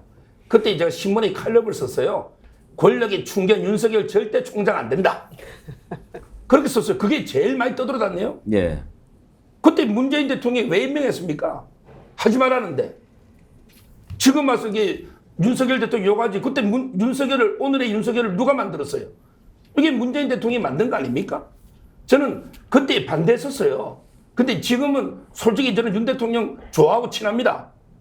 왜냐하면 이게 한 번 사람이 비판할 수 있죠. 비판했다 해서 안 써야 됩니까? 저거는 칭찬해 줘야 되는 거예요. 도량이 넓네. 내를 비판한 사람까지 포용해서 쓰네. 내한테 아부만 하는 사람 쓰는 것보다 자기를 비판한 사람 합리적인 비판이면 수용하고 하는 게 저는 오히려 저거는 흠잡을 게 아니다. 윤석열 대통령이 저걸 이동관 수석이 말한 걸 모를까요? 윤석열 대통령 칼럼 직접 다 봅니다. 유튜브도 직접 다 봅니다. 특히 제 건 다 봐봐요. 근데 안 볼까요? 저는 알면서도 이게 지금 방송이 완전히 두 조각이 나 있어요. 비상 상황입니다. 지금 방송은 내전 상태예요. 제가 보기에 거의 뭐 지금 방송계가 완전히 두 조각이 보수 진보 사이에 아주 위기 상황입니다. 이런 게 비상한 상황에서는 저기 비상한 능력이나 경험 있는 사람이 필요하다. 아니 이동관만한 대안이 어디냐? 대통령이 판단하니까 쓰는 거 아니겠습니까? 물론 이게 진보 좌파 진영에서는 이동관 MB 때부터 권력 장악하고 이런데 왜 이런 사람 쓰는데 반대하는 거 저 이해합니다. 반대하겠죠. 근데 보수 진영 일부에서는 그래도 이동관이다. 대안이냐? 이렇게 쓰는 거 아니겠습니까? 저는 뭐 일단 이게 인사권자가 쓰는 거니까 우리가 반대한다고 안 쓰겠습니까? 뭐 문재인 대통령은 반대하면 안 썼습니까? 청문회 통과 안 하고 쓴 게 장관이 몇 명입니까? 따라서 저는 대통령이 일단 인사권을 존중해서 한번 지켜보고 뭐 반대하는 건 자유죠. 자유지만 일단 이게 대통령이 임명하는 것도 저는 대통령이 고유 권한이다. 이래 봅니다. 그런데 그 엄마가 아이를 낳았어요. 그리고 그 아이가 계속해서 사고치고 빗나가요. 그 엄마 다 엄마 책임입니까? 지금 충성스러운 개라고 이야기를 했었잖아요. 윤석열을 향해서 충성스러운 개라고 이야기를 했는데 거기까지가 그 가장 적당한 표현이에요. 충견이에요. 권력에 대한 충견. 그 부분에 대해서 계속 엄마를 공격하는 거는 부적절하다고 보는 것이고 도량이 넓다고 이야기했는데 몰랐겠지. 저렇게 이야기한 거를 뭘 도량이 넓어. 세 번째, 무슨 위기 상황입니까 방송이? 자, 종편 우리나라에 소위 말하는 레거시 그 미디어에서 다 종편 다 그렇죠. 그다음에 신문 거의 다 그 윤석열 찬양가만 불러대죠. KBS 그렇죠. 예? SBS 더 심하죠. 그다음에 MBC가 어쩌다가 한 번씩 비판하는 이 수준이 지금 현재 상황에 있어서 한국 언론 현황이고 방송 현황이죠. 그런데 무슨 반쪼가리가 어떻게 나지? 그 뭐 10대 1이면 반쪼가리예요? 정확하게 이야기하세요. 현재 방송이 뭐 좌우로 갈라져서 엄청난 위기 상황이라고 이야기했는데 10대 1이면 그게 그 위기 상황이에요? 그리고 반쪽이에요? 첫 번째, 그리고 10대 1에 그 1도 이제는 완전히 기가 죽어가지고 이래저래 얻어 터지니까 비행기도 안 태워주지, 뻑하면 압수수색 들어오지 이러니까 이제는 거의 일주일에 한두 번 비판 기사 그 올리는 이런 상황인데 10대 1이 아니고요. 11대 빵이에요. 이제 이런 상황에서 무슨 이동관이 긴급 구원 투수처럼 들어온다고 이야기를 하십니까? 그래서 좀 나는 방송 토론을 하면서도 좀 그렇게 했으면 좋겠습니다. 웬만하면 현상을 갖다가 왜곡 안 했으면 좋겠고, 예. 그리고 과장 안 했으면 좋겠어요. 마침 보니까 오늘 나오신 네 분이 이 방송이라든지 언론이라든지 이런 부분에 대해서 다 전문가십니다. 지금 이제 양문석 박사님은 그야말로 방통위원 출신이시고, 서정욱 변호사는 KBS 이사를 하셨고, 최수영 컨설턴트는 KBS 시청자위원 또 시청자 미디어재단 박근혜 정부 때 홍보수석실에 계셨고, 김유정 의원은 방송 진행도 하셨고 또 민주당 대변인도 하셨고, 이렇게 언론 환경을 잘 아시는 분들이 마치 모여 계신데 최수영 컨설턴트한테 먼저 물어봅시다. 지금 이렇게 문제가 많은 이동관 특보를 굳이 지난번에 정순 씨는 학폭 때문에 하루 만에 그만뒀잖아요. 그때는 법무부에서 몰라서 그랬다고 그랬어요. 이번에는 다 알잖아요. 근데 그때는 안 되고 지금은 되고 이것도 모르겠고 이렇게 무리해서라도 하려고 하는 이유가 몹시 궁금합니다. 그러니까 윤 대통령께서 적임자로 본 거죠. 자, 그러면 이제 이동관 수석이, 전 수석이 왜 적임자냐. 제가 보기에 윤 대통령께서는 어쨌든 이 어떤 본인의 스타일상 추진력이 있는 사람을 좋아하는 것 같아요. 그래서 지금 사실 여러 가지 논쟁은 있습니다. 저도 뭐 이번 대통령직 인수위 때 방송통신 미디어 분야에 참여했습니다만은, 전문위원으로 참여했습니다만은 그 양 진영으로 지금의 언론이 편향돼 있다, 편향돼 있지 않다는 해석의 영역이 돼버렸습니다. 그러니까 이거는 정확하게 팩트로서 어떻게 계량할 수 있는 것들보다는 인식의 영역으로 가가지고 이게 이제 우리에게 불리한 지형이 됐다고 생각을 하는 것 같아요. 근데 이제 이거를 대통령께서는 취임 1년 차에 내가 지지율이 제대로 나오지 않았고 뭔가 동력을 가지지 못했던 게 이런 어떤 유리하지 못한 언론 지형에서 이걸 한다는 건데, 저는 그런 점에서 이번에 그 말하자면은 KBS에 대한 수신료 문제 이런 것들이 다 이제 연동돼 있는데, 어쨌든 대통령께서 이거를 가지고 이제 앞으로 드라이브를 걸 사람은 이동관 수석뿐이라고 생각하는 것 같은데, 아마도 제가 보기에는 학폭에 대한 문제도 좀 일부 들여다본 것 같아요. 그런데 정순신 그때 당시 변호사와는 좀 결이 다르다고 판단한 것 같은데, 어찌됐건 저는 그런 과정에서 만일 이번에 이동관 수석에 대해서 지명을 해서 청문회까지 갈 텐데, 청문회 가가지고 당연히 야당이 청문 보고서를 채택해주지 않은 상황에서 대통령이 또 임명을 강행한다 그러면 저는 사실 여기에 대한 정치적 부담이 상당할 거라고 생각이 됩니다. 그래서 이런 부분에 대해서 정말 이동관 수석이 지명된다 그러면 청문 과정에서 얼마나 이걸 좀 설득해낼지, 제가 보기에도 거의 뭐 기정사실화된 것 같은데, 지명은. 근데 저는 그 과정이 정말 쉽지 않을 것 같은데 이걸 어떻게 돌파할지, 그리고 여기에 대해서 여론이 형성되는 것들이 저는 굉장히 주목됩니다. 김유정 의원. 네. 지금 이동관 특보가 MB 정부 때 KBS 인사 개입했다는 것, 국정원의 좌편향 인사 파악하라고 지시했다는 것을 포함해서 언론 장악을 위해서 어떤 짓들을 했는지가 쭉 나오지 않습니까? 네. 이런 거를 알면서도 하는 거 보면 또다시 언론 장악을 시도하려고 하는 거 아니냐, 그런 생각이 드는 건 상식 아닙니까? 그렇죠. 그러니까 적임자라고 생각하는 것 같아요.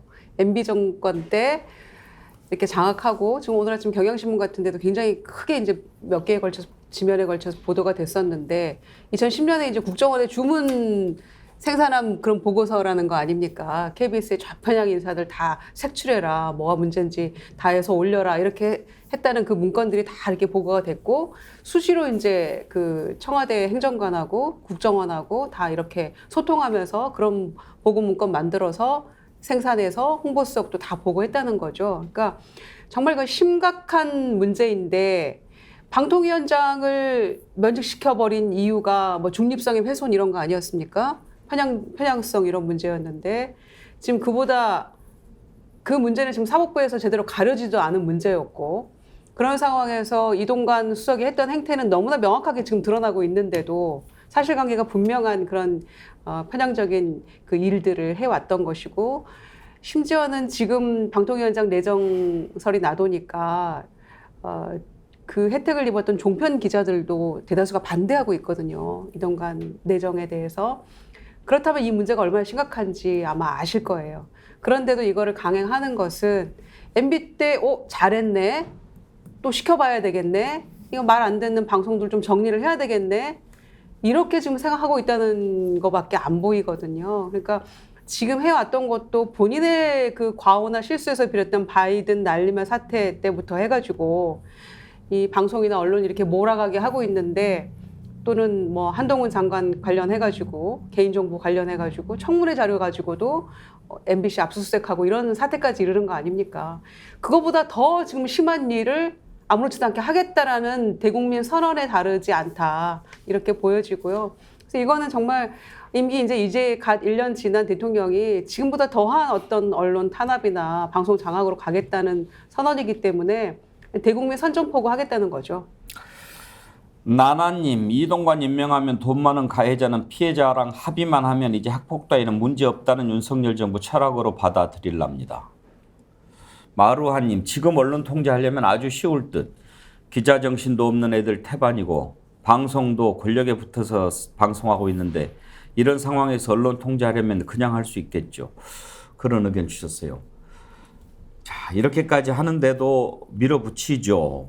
아, 그리고 손영욱 변호사, 국민권익위원장에 검사 출신 뭐 내정했다라고 보도가 나오던데 그분은 어떤 분이에요?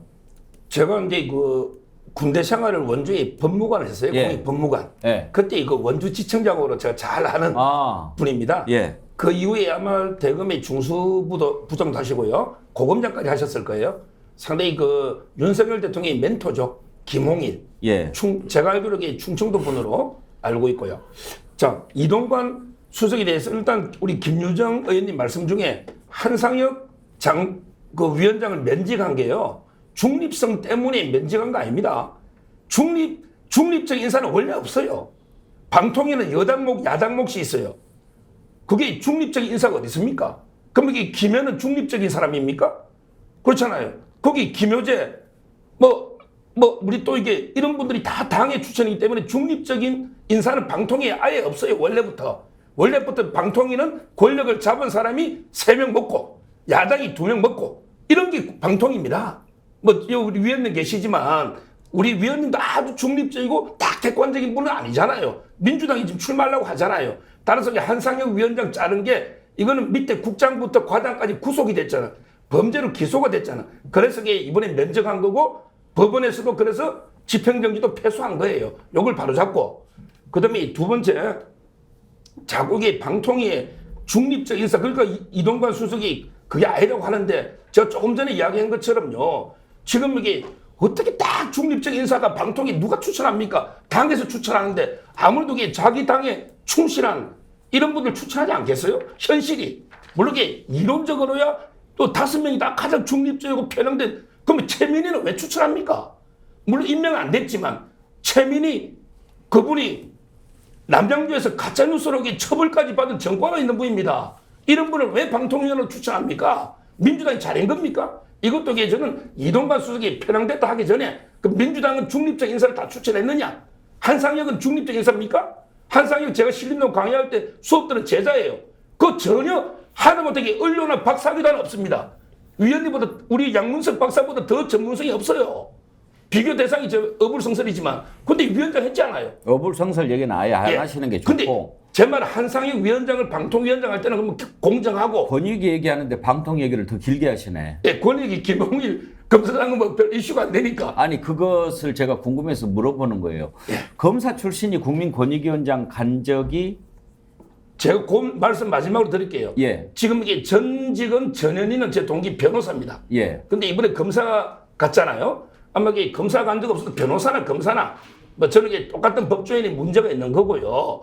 제가 마지막 드리고 싶은 말씀은 그러면 이게 방통위원장을 검사로 보내야 되겠습니까? 그래도 이동관 수석은 전문가입니다. 우리 옛날에 구관이 명관이라는 말도 있잖아요. 옛날에 경험도 있고. 근데 검사 출신을 그 방통위원장 보내가지고 또 장악하죠?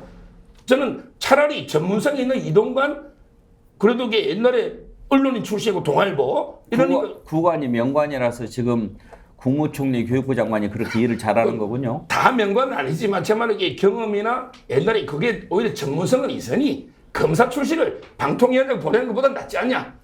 농담 반 진담 반으로 지금 하는 이야기입니다. 그건 또 무슨 논리인지. 농담 반 진담 반은. 그러니까 이제 역대 권익위원장이 법률가 출신들이 좀 있긴 있었어요. 예를 들면 김영란 변호사, 예. 뭐 박은정, 뭐 이런 분들은 양건 이분도 법률가 아닌가요? 그래서 이제 지금 초대부터 2008년에 이제 권익위가 생겼으니까 전현희 위원장이 7대였는데 이제 법률가 출신이 한 반은 되는 것 같아요. 전현희 의원도 이제 변호사니까. 이제 그런 걸 생각한다면 뭐 이 검사 정권에서 검사가 가는 게 그렇게 어색한 건 아니다. 오히려 왜냐하면 이분이 처음에 방통위원장에 거론이 됐었어요. 그러다가 이제 이동관 카드가 나오게 된 거고. 그러니까 그거보다는 그런 설도 있었기 때문에 방통위원장에 검사가 가는 것보다는 차라리 법률가 출신이 그래도 한 절반은 됐었던 권익위원장이 조금 더 맞는 것 같다. 사람이 먼저입니까? 이런 자조 섞인 이런 자조 섞인 얘기가 나오고 있는 수준인 거죠. 그러니까 저 사람은 내가 뭐든지 한 자리 줘야 돼라고 해가지고 막 찾다가 뚜두두두두 가다가 딱 꽂는 게 인사입니까? 이게 위설관 형식처럼 돼버린 건데 이것도 기가 막힌 현실이죠. 그런데 놓고 보면 방통위원장보다 낫지 않나? 막 이런 정말 그 우스갯소리까지 나오고 있는 그런 형국인 거죠. 인사를 그렇게 하면 안 되죠. 안 되죠. 그 자리가 왜 있습니까? 거기에서 어떤 정책을 펴고 지킬 걸 지키고 그렇게 해야 되니까 거기에서 가장 그 분야에 어울리는 전문가를 갖다가 일을 한번 해보도록 해야지. 내가 너는 무조건 챙겨줄게. 이렇게 하다가 가고 되겠습니까? 저도 좀 많이 뭐 지명하지 안 됐습니다만 그 부위원장 중에 한 명이 뭐 이번에 인수위와 있던 그 전문위원 하던 분이 한 분 계신 것 같아요. 형사법 전문가라고 그러더라고요. 근데 지금 이 김홍일 이분도 사실은 형사법 전문가로 제가 알고 있는데 그런데 이 사실 권익위원회 성격상 행정법을 좀 전문가들도 와야 된다고 그러더라고요. 왜냐하면 이게 부패에 관련한 문제도 있겠지만 이게 정부 부처를 말하자면 이게 그러니까 이게 옛날에 부패방지위원회하고 다 합한 기구들 아니겠습니까? 그래서 좀 다양성이 있어야 하는데 과연 그렇게 좀 편중되는 게 맞냐는 그런 지적들도 있어서 저는 뭐 내정은 안 됐지만 뭐 기정사실화된 것 같은데 저도 사실 이 법률과 편중에 대해서는 저도 참 할 말이 없습니다. 예. 검찰이 권익 보호에 앞장서는 기관이라 검찰에 평생을 담은 사람을 권익위원장 보내면 국민 권익을 더욱 보호할 수 있다. 양문석 박사 그런 논리겠죠? 예. 예. 환영합니까? 뭐 이제 뭐 방통이든 권익이든 제가 이제 인사 문제를 능력의 문제, 전문가의 문제로 이제 서정록 변호사는 이제 이야기를 했던 것 같은데 예를 들면 이동관 위원장 내정자 같은 경우에는 방송 전문가 아니잖아요, 그죠? 신문 출신이고 방송 장악 전문가죠. 이제 그런 부분에 있어서 이동관, 저는 이상민 행자부 행안부 장관, 그다음에 뭐 한동훈 법무부 장관 이런 사람들을 캐스팅할 때 능력의 문제가 아니고 사적 관계와 의 문제다라고 이제 봤던 것이고요. 그리고 이 또한 현재 뭐 권익이든 방송이든 사적 관계의 문제가 아닐까. 그들의 기본적인 능력에 대한 문제를 가지고 현재 인사를 하는 건 아니지 않는가. 이 부분에서 출발을 하면 윤석열 대통령의 인사 문제가 상당 부분 풀리지 않을까. 네, 그렇게 생각을 합니다. 예. 오늘 또 사실 이 내용도 좀 다뤄보고 싶었는데 시간이 다 가버렸네요. 일본의 후쿠시마 오염수 방류 준비를 거의 마쳤다. 해저 터널도 이제 곧 다 완공한다고 그러는데 그러면 방류하지 않겠습니까? 후쿠시마 오염수 방류. 근데요, 이거를 지금 대응하는 걸 보면 민주당 의원들 단식하고 정의당도 반대하고 그러는데 국민의힘은 김기현 대표랑 성주 가가지고 참외를 막 먹고 그러면서 이제 사드 괴담이었다. 또 횟집에 가서 회를 막 먹고 메시지 컨설턴트 보시기에 이제 무슨 메시지인지는 알겠는데 예. 그게 이게 서로 맞는 메시지입니까? 그러니까 뭐 그렇게 현장 퍼포먼스도 저도 뭐 필요하다고 보는데 저는 사실 이번에 보면서 정진석 의원의 행보가 좀 눈에 띄더라고요. 예. 정진석 의원이 얼마 전에 이제 니혼 게이자이 신문과 인터뷰를 통해 가지고 일본 정부도 노력해야 된다. 이런 얘기들에 대해서 주변국들이 안심할 수 있도록 설득 노력해야 된다라고 강력하게 일침을 가했더라고요. 정부 여당의 중진 정치인들하면 뭐 이런 정도 일본을 압박하는 또 일본을 우회적으로 좀 일본 정부에 대해서 어떤 노력을 더 촉구하는 이런 것들이 더 국민적 신뢰를 좀 더 얻지 않을까 싶어서 퍼포먼스 행위도 중요하겠지만 저는 그런 실질적인 일본 정부를 압박하는 정부 여당의 노력도 필요하다고 생각이 됩니다. 아니 김유정 의원 지금 후쿠시마 오염수 방류가 되면 수산물이 매우 위험해질 것이다 이런 얘기를 하는 건데 지금 횟집 가서 회를 먹는 게 무슨 상관입니까? 그리고 그건 먹방하고 즐기는 거죠. 그러니까 방류를 하지 말도록 우리나라가 일본에 압박을 가하는 것부터 지금 현재 할 수 있는 그게 최선이라고 생각을 하는데 지금 가서 다니면서 이거 먹고 저거 먹고 참외 먹고 성주 참외 이제 괴담을 후쿠시마 괴담이다 이렇게 연결시켜서 지금 비판하고 있는 거 아닙니까?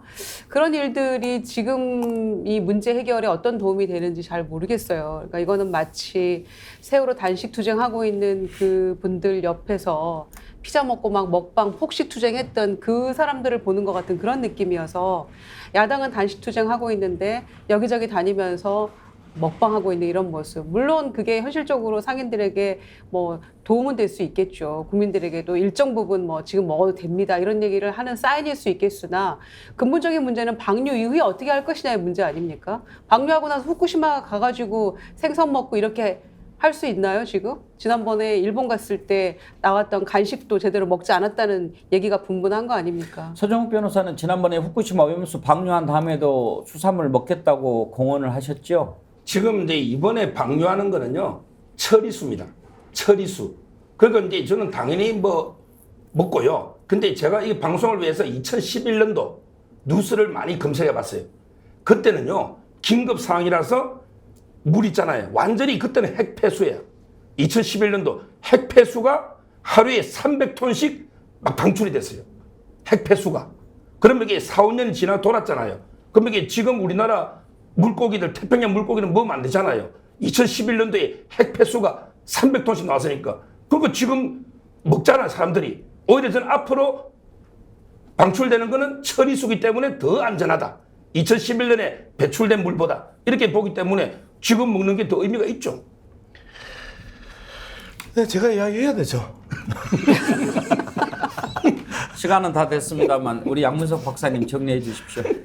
정말 그 어이가 없는 이야기를 계속해서 하니까 내가 할 말이 없고 어쨌든 뭐 일본이 IAEA의 그 최종적인 결정을 받아서 방류 여부를 결정하겠다 일본의 기본적인 입장이었는데 어제 오늘 계속 터지는 게 IAEA의 핵심 이 간부들이 일본으로부터 뇌물을 받아 쳐드셨다라는 부분에 대해서 지금 심각하게 이제 문제가 되고 있고요. 그 다음에 IAEA의 그 보고서가 이미 일본에 가 있고 그걸 갖다가 고치고 있는 중이다. 그래서 이제 방금 이야기했던 이 오염수를 처리수로 고쳐주고 삼중수소 없다 뭐 이런 이야기들을 해달라고 했다라는 게 현재 언론에 나오고 있는 부분을 지적을 하고요. 예. 그다음에 방사능 오염수라고 이야기를 한 사람들은 김기현이고 원희룡이고 박진이고 그다음에 대통령실 안보 이 실장입니다. 그들이 그러면 괴담의 원조죠. 불과 2년 전에 방사능 오염수에 대한 정부의 대처를 강력하게 촉구했던 이들이 또다시 민주당을 향해서 그리고 여기에 대해서 지적하는 사람들을 향해서 괴담이라고 하고 사법 처리한다라는 우리가 게 지난번에 그거 틀어드린 적도 있습니다. 예. 국민들이 판단하실 겁니다. 예. 오늘 여기까지 하죠. 예. 함께해 주신 네 분 수고하셨습니다. 감사합니다. 감사합니다. 네, 1부는 여기까지 하겠고요. 2부에서는 어제 사교육 경감 대책 나왔는데 도대체 그러면 사교육 시장 규모는 얼마나 되는지 이런 것도 좀 궁금하지 않습니까? 2부 오호라 경제에서는 용경호 소장과 함께 우리 사교육 시장 그리고 이 시장이 미치는 영향 이런 부분 한번 좀 짚어보도록 하겠습니다. 전하는 말씀 듣고 이어가죠. 글래머 좋아. 글래머 안 좋아? 좋아요. 글래머 좋아. 너 좋다. 그때 글래머를 발랐으면 티가 안 났을 텐데. 농사하고 그럴 때 피부가 타요. 타면 안 되죠. 그러면 이거 바르면 되지 않겠습니까? 네. 맞습니다. 아하, 좋아요. 조건이 좋습니다. 그리고 품질은 제가 보증합니다. 많이 구입해 주시면 우리 스픽스가 힘을 갖는 데도 도움이 된다는 말씀 드립니다.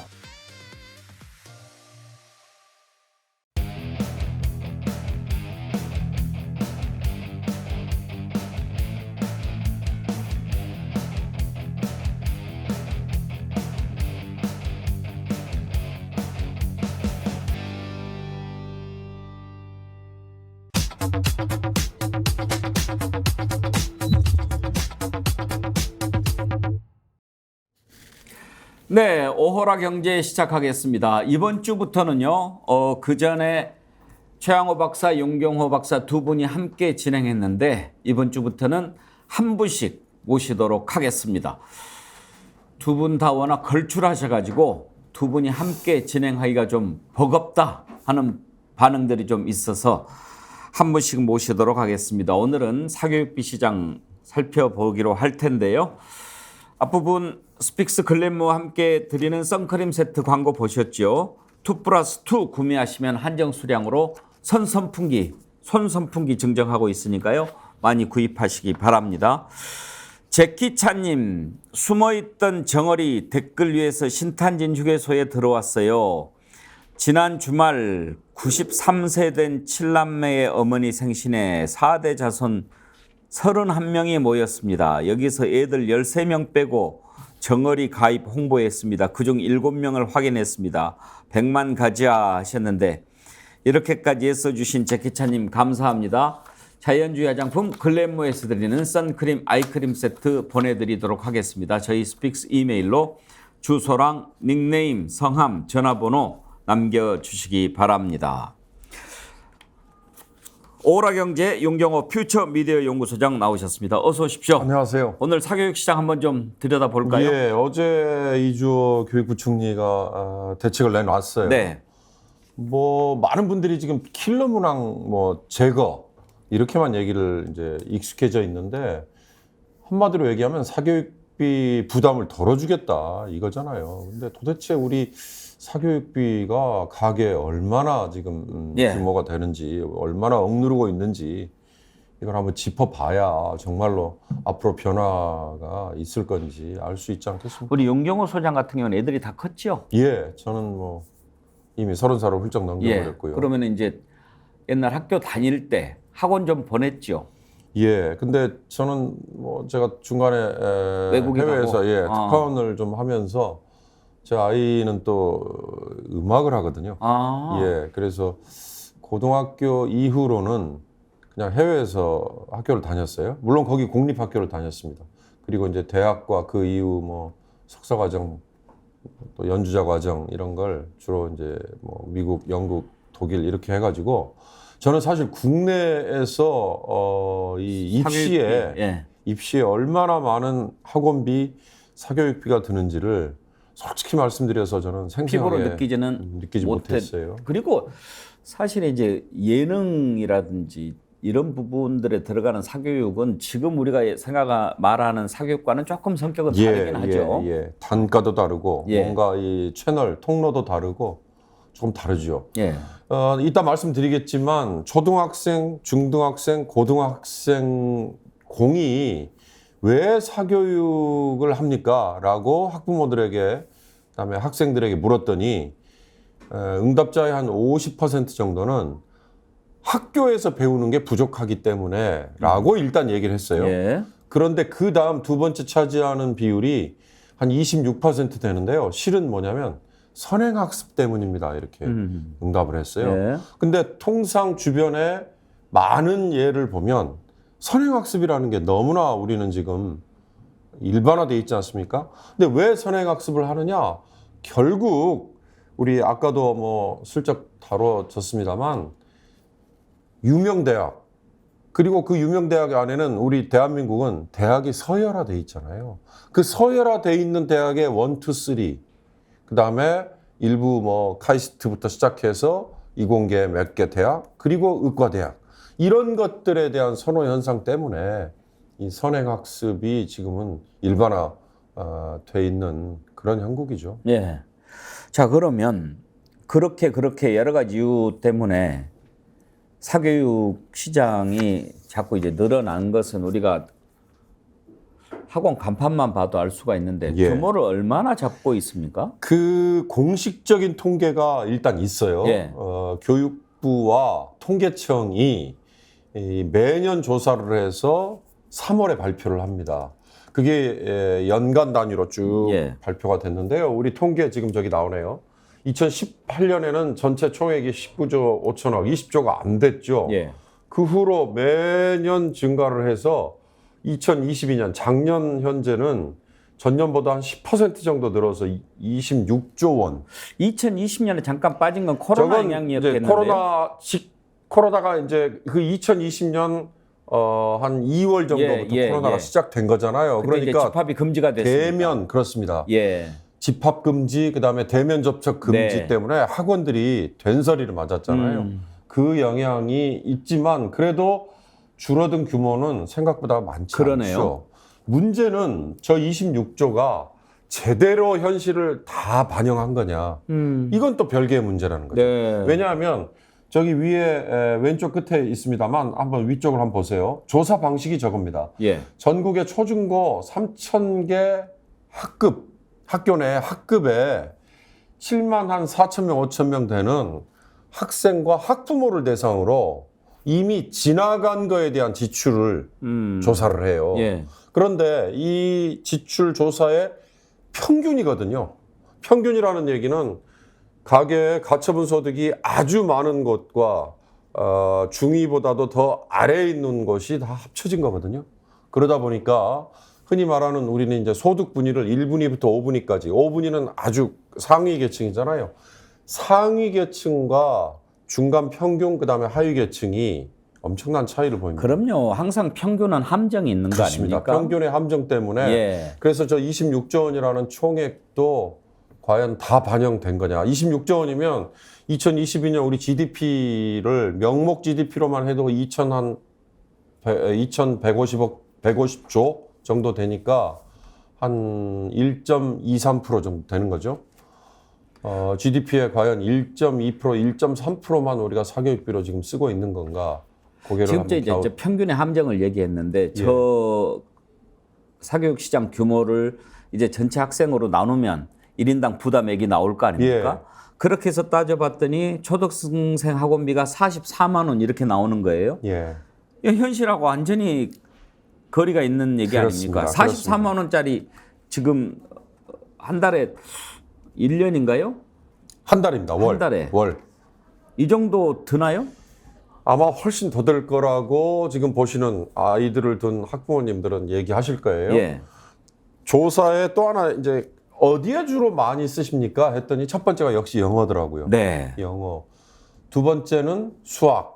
그리고 세 번째가 국어인데 이 41만 원을 기준으로 영어, 수학, 국어에 각각 그 통계도 아마 있나요? 예. 각각 분포가 자, 영어 25만 원, 뭐 수학에 한 2, 3만 원, 그다음에 국어는 한 12, 3만 원 정도 평균이에요. 이것도 예. 이렇게 이제 돼 있는데 문제는 아까 말씀드린 상위 계층 5분위의 경우는요. 5분위의 경우는 평균 금액이 한 110만 원, 120만 원 이 정도 나왔거든요. 그러니까 자, 한번 보십시오. 고등학생 정도 되는 아이들을 영어와 수학 두 군데 학원을 보낸다.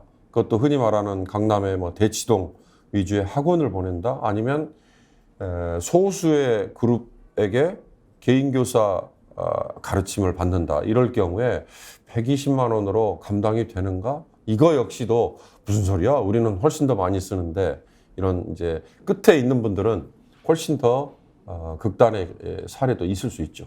지금 고소득 가정 중고등학교 매달 자녀 학원비로 지출되는 게 114만 원으로 나오거든요. 그렇습니다. 그 114만 원은 아마 이 통계청이 내놓은 가계동향 가계동향 조사 자료에서도 알 수 있는데 식비나 주거비보다 더 많이 아마 지출될 그러니까요. 거예요. 이게 식비 주거비는 그야말로 의식주 기본 아닙니까? 그렇죠. 그래서 옛날부터 우리 엥겔계수라고 그러지 않습니까? 예. 식비 부담하는 게 높으면은 이제 그 나라 그 가난의 척도가 되는 건데. 대개의 경우에요. 이 사교육비라는 게 우리나라뿐만 아니라 외국에서도 평균적인 이제 동향이 있어요. 뭐냐면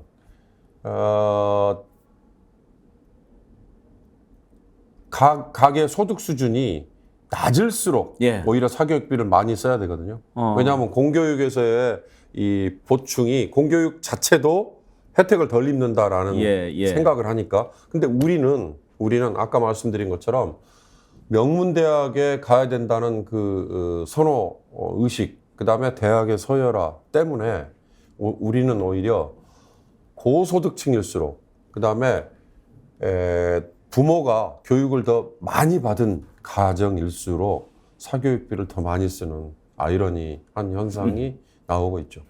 OECD 그러는데 지금 OECD 중에서 우리나라가 몇 등이나 합니까? 사교육비가? 이제 그게요. 이 통계, 그것도 역시 통계 함정이 하나 있는데요. 자, 다른 나라에서 사교육비를 각 가정마다 얼마나 쓰는지를 우리식의 같은 비교가 가능한 통계, 이거 나오기가 어렵죠. 왜냐하면 사교육비라는 건 굉장히 은밀한 지출일 수 있거든요.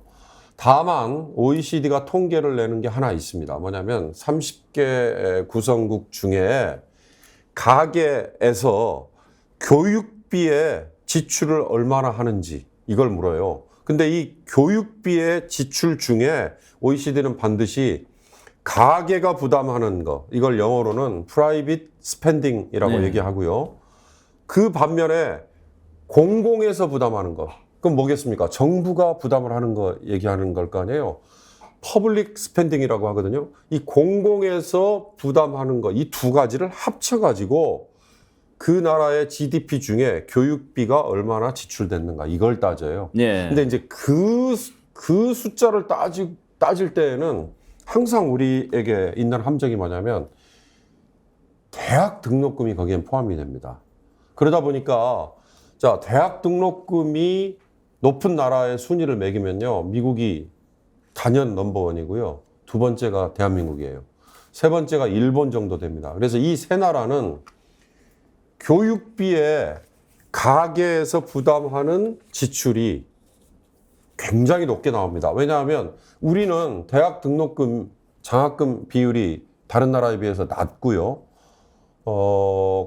개별적으로 가계에서 부담을 하는 그 비율이 높거든요. 그러다 보니까 OECD 국가 중에 항상 이 아까 제가 프라이빗 스펜딩이라고 얘기를 했지 않습니까? 그러니까 가계가 부담하는 지출을 우리 언론이 사교육비라고 해석을 해서 번역을 해서 한 몇 년 동안 OECD 국가 중에 우리가 사교육비 부담이 압도적으로 높은 나라, 단연 1위인 나라 이렇게 보도가 많이 됐는데 이건 약간 좀 해석이 잘못된 거고요. 그걸 비교를 하면 제가 하나 통계를 가져왔습니다. 그 통계를 한번 보여드릴게요.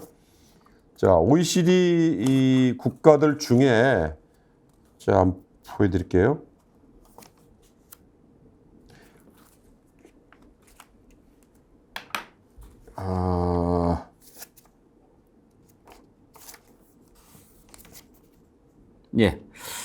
좀 찾아보시고. 찾았습니다. 자, OECD 국가 전체 이 GDP 중에 교육비의 지출을 따져보니까 GDP 대비에 한 6.3% 정도가 전체 통계예요. 그럼 6.3% 중에 정부가 부담하는 게 5.4%예요. 그러니까 한 8할 정도를 정부가 부담하는 거죠. 민간이 부담하는 거, 아까 말씀드린 가계가 부담하는 건 0.9%밖에 안 되거든요. 근데 그게 우리나라의 경우는 GDP에서 교육비가 차지하는 비중이 7.6%인데 그중에 가계가 2.8%를 차지합니다. 그러니까 한 3분의 1 이상을 높게 따지면 한 35% 정도를 가계가 부담하고 정부가 부담하는 거는 나머지 3분의 2 정도밖에 안 되는 거죠. 그러다 보니까 자, 사교육비를 빼고 공교육에 들어가는 비용도 우리는 여전히 정부가 부담하는 것보다는 가계가 부담하는 게 높다. 이게 어떻게 보면 우리 교육의 지금 실상이고 현실이다. 그 얘기 드려야 되겠습니다. 사교육이 심각하다고 하는 것을 공감하지 못하는 국민은 없을 겁니다. 이제 오늘 그 부분에 대해서 그러면 어떻게 해야 되는가 한번 좀 생각을 해봐야 되는데 먼저 오늘 사교육 문제를 다루니까 많은 분들이 경험을 보내주셨습니다. 기차로님 사교육 10집에 7번 합니다. 와룡사님 지금 과외 A급 주당 2회 300만 400만 갑니다. 이 정도까지 가나 봐요. 네. 특히 이런 글을 주셨어요. 와룡사님이 서울에서 수학 1타 부산에 오면 그러니까 이제 1타 강사가 지방으로 원정도 가나 봐요. 20명 정원 시간당 2014년에 3만 원. 2일 5+5 10시간 수업료 30만 원, 2타임 주말에 와서 1,200만 원, 초빙학원에서 얼마 먹고 강사 1,000만 원 정도 추정. 더욱이 김해공항까지 픽업하고 해운대 최고급 호텔 숙박해주고 이 정도까지 하는 정도였나 봐요. 이런 경우는 물론 이제 일타 강사들의 혜택이고 그렇겠지만 자, 사교육 시장이 심각하다. 그리고 공교육이 죽었다. 이거는 이제 다 압니다. 공감합니다. 네. 그래서 이제 그 대책으로 사교육을 경감하고 완전히 없앨 수는 없으니까 어떻게 하면 공교육을 살리고 사교육을 줄일 수 있을까 하는데 이제 킬러 문항으로 방향을 잡았단 말입니다. 그러니까 지금 정부의 논리는 킬러 문항 때문에 사교육 사라지지 않는다. 킬러 문항 잡으면 학원 죽을 것이다. 그러면은 사교육이 죽을 것이다. 이런 논리인데 그 논리에 대해서 어떻게 생각하십니까? 그러니까 이제 이게 수월성 교육과도 부딪히는 거고요. 또 하나가 대학의 서열화하고도 또 부딪히는 거거든요.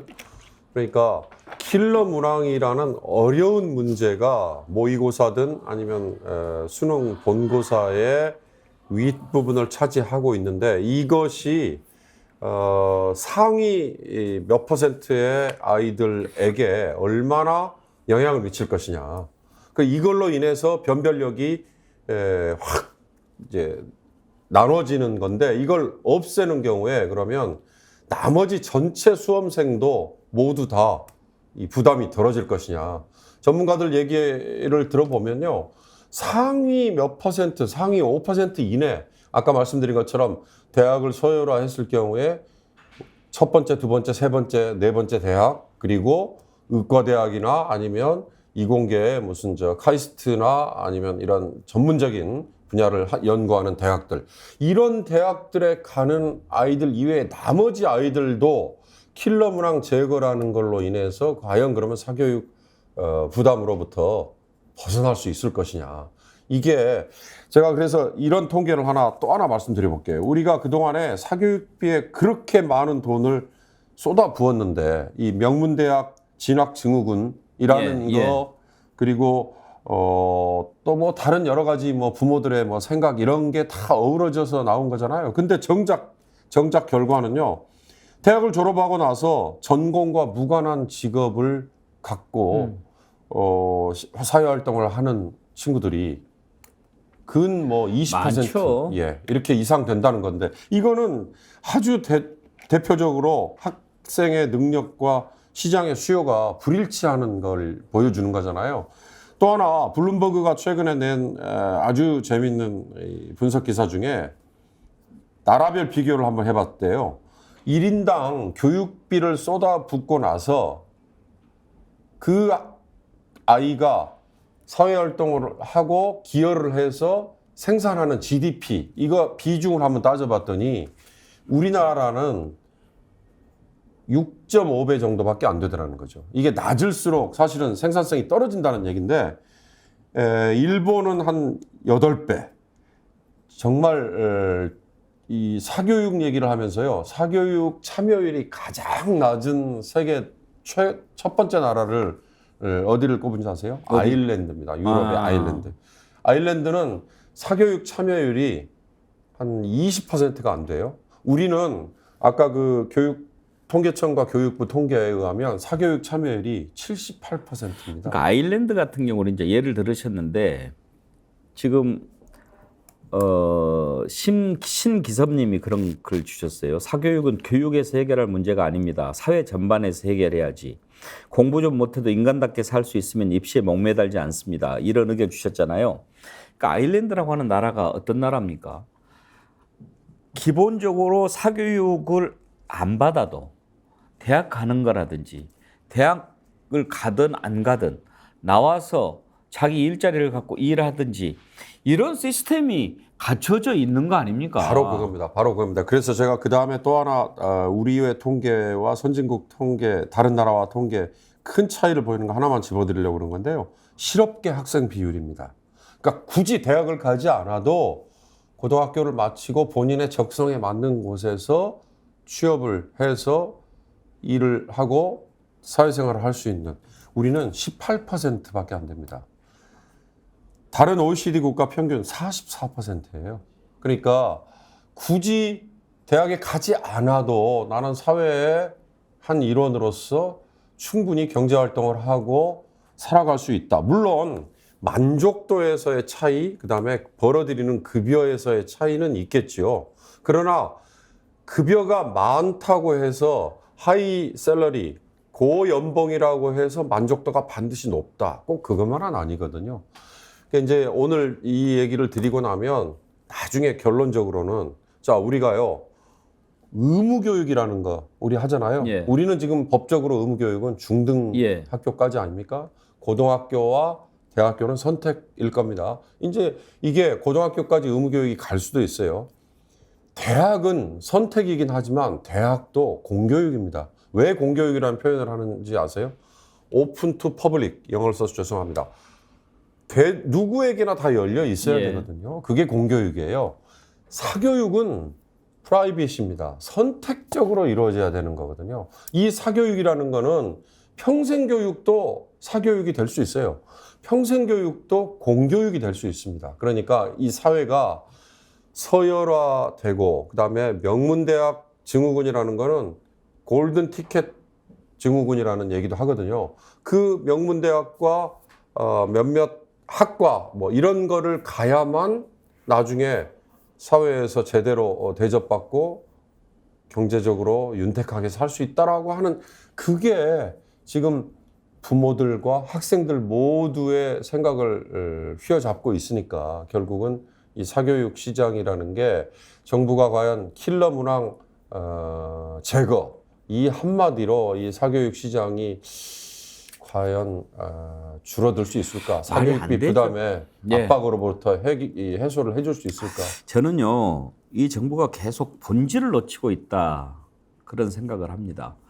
제가 지난번에도 초등생 치의예반 이걸 보고 참 한탄을 한 적이 있었는데 이번에 킬러 문항 없애가지고 사교육비 줄인다고 하면서도 지금 특목고 자사고는 그대로 존치한다는 거 아닙니까? 그때부터 경쟁이 이미 시작이 돼 있고 사교육을 하는데 킬러 문항하고 그거하고를 같이 보지 않는다. 그 본질을 놓치는 거죠. 그러면 왜 이렇게 자꾸 본질에서 벗어나는가? 저는 이 지도자의 철학의 부재라고 생각합니다. 수사에는 철학이 필요하지 않지요. 사안만 들여다보면 되니까. 근데 교육은, 나라의 정책은 철학이 있어야 되는 거 아닙니까? 그러면 어떻게 해서 공교육이 무너졌는가? 본질을 일부러 안 보는 거 아닌가 막 그런 생각도 들고요. 자윤이님, 지금 수능 킬러 문제가 아니라 특목고를 입학하기 위해서 초등학생 때부터 선행학습을 합니다. 과학고만 남겨두고 나머지 외고, 자사고 다 일반고로 전환해야 합니다. 특목고는 서민들은 쳐다보지도 못하지요. 특목고부터 손을 봐야 하는 거 아닙니까? 이런 의견 주셨는데 이미 그때부터 사교육을 받지 않으면 못 가는 시스템인데 그거를 손대지 않고 킬러 문항만 없앤다. 왜 이럴까요? 그리고 그 얘기가 사실은 대통령으로부터 나왔다. 이게 저는 또 가장 사실 우려스러운 대목이에요. 제가 평소에 대통령은 모든 부분에 대해서 다 책임을 지고 다 꿰고 있어야 된다라는 얘기를 많이 했는데요. 이번에 윤석열 대통령이 이 수능 킬러 문항 이 얘기를 한 거 보고 그거 정말 오히려 더 위험하다. 제가 생각을 좀 바꿨다는 말씀 드리고 싶습니다. 예, 오늘 사교육 시장 살펴봤는데요. 기본적이고 근본적이고 본질적인 문제 좀 들여다봤으면 좋겠습니다. 조미용님, 수능이 문제가 아니라 근본적인 다른 문제들을 먼저 살펴보고 해결해야죠. 우리 시청자님들은 다 아는 내용 아닙니까? 상식 아닙니까? 추억의 메텔님, 학력차별, 사회적 잣대 없으면 됩니다. 공부 잘하고 취미 있는 사람은 대학 가고 오히려 특성화 고등학교 활성화해서 능력별 선택하고 공정한 사회적 혜택이 있으면 안 됩니까? 요즘 취업 공고, 전공 관계없이 대학 졸업 조건이 붙지 않습니까? 그런 의견 주셨어요. 이런 부분들 쉽게 국민들이 생각하는데 왜 자꾸 본질에서 벗어나냐 이거죠. 예, 오라 경제 참여해 주신 분들 감사드리고요. 오늘 이분들 가운데 추억의 메텔님, 채채울산 정어리, 추억의 메텔님께 자연주의 화장품 글램모에서 드리는 선크림 아이크림 세트 보내드리도록 하겠습니다. 감사합니다. 2부에서도 많이 참여해 주시면 계속 새로운 분들로 선물 드리도록 하겠습니다. 오늘 참 윤경호 소장님과 사교육시장 이야기했는데 답답해요. 오히려 가슴이 답답하죠. 답답해요. 예, 풀리는 건 없고 해법도 쉽지 않습니다. 예, 좀 본질을 좀 들여다봤으면 좋겠어요. 예, 사교육 참여율이 낮은 나라일수록 출산율이 높더라고요. 예. 어떻게 보면 너무나 당연한 얘기인데, 그러니까 이거 분명히 우리가 풀어야 될, 해야 될 문제인 건 분명합니다. 그러니까 대통령은 좀 종합적인 사고를 해야 되잖아요. 사교육, 공교육, 저출산, 노령화 이런 게 다 연결되는 거 아닙니까? 그렇습니다. 그게 다 유기적으로 연결되는 건데 이렇게 하나만 뚝 떼서 마치 꼬리를 잘라내듯이 이게 문제가 해결될 수 있을 거라는 생각이 큰 착각이죠. 정말 나라의 큰 그림을 봐야 비전도 제시하고 해법도 제시하고 그럴 텐데 본인이 수사만 해서 잘 모르면 듣고 배우고 나누고 그렇게 해야 되는데 그렇게는 안 하고 그냥 계속 윽박지르니까 장관이 대통령이 나보다 더 많이 아십니다. 이따위 소리는 하는 거 아닙니까? 장관, 교육부 장관 2번이나 한 사람이 교육 문제를 대통령이 나보다 더 많이 한다고 그렇게 얘기했어야 되겠습니까? 수사 많이 해서 조국 관련한 수사를 많이 안다고 그러면 뭐 그건 그래서 교육 전문가라고 얘기하는 뭐 여당 정책이 그러면 교육부 장관 그만둬야죠. 대통령보다 더 모르면. 예, 오늘 오라 경제 여기서 마치도록 하겠습니다. 윤경호 소장 수고하셨습니다. 예, 감사합니다. 함께해 주신 여러분 감사합니다. 내일 오전 10시 50분에 다시 돌아오겠습니다.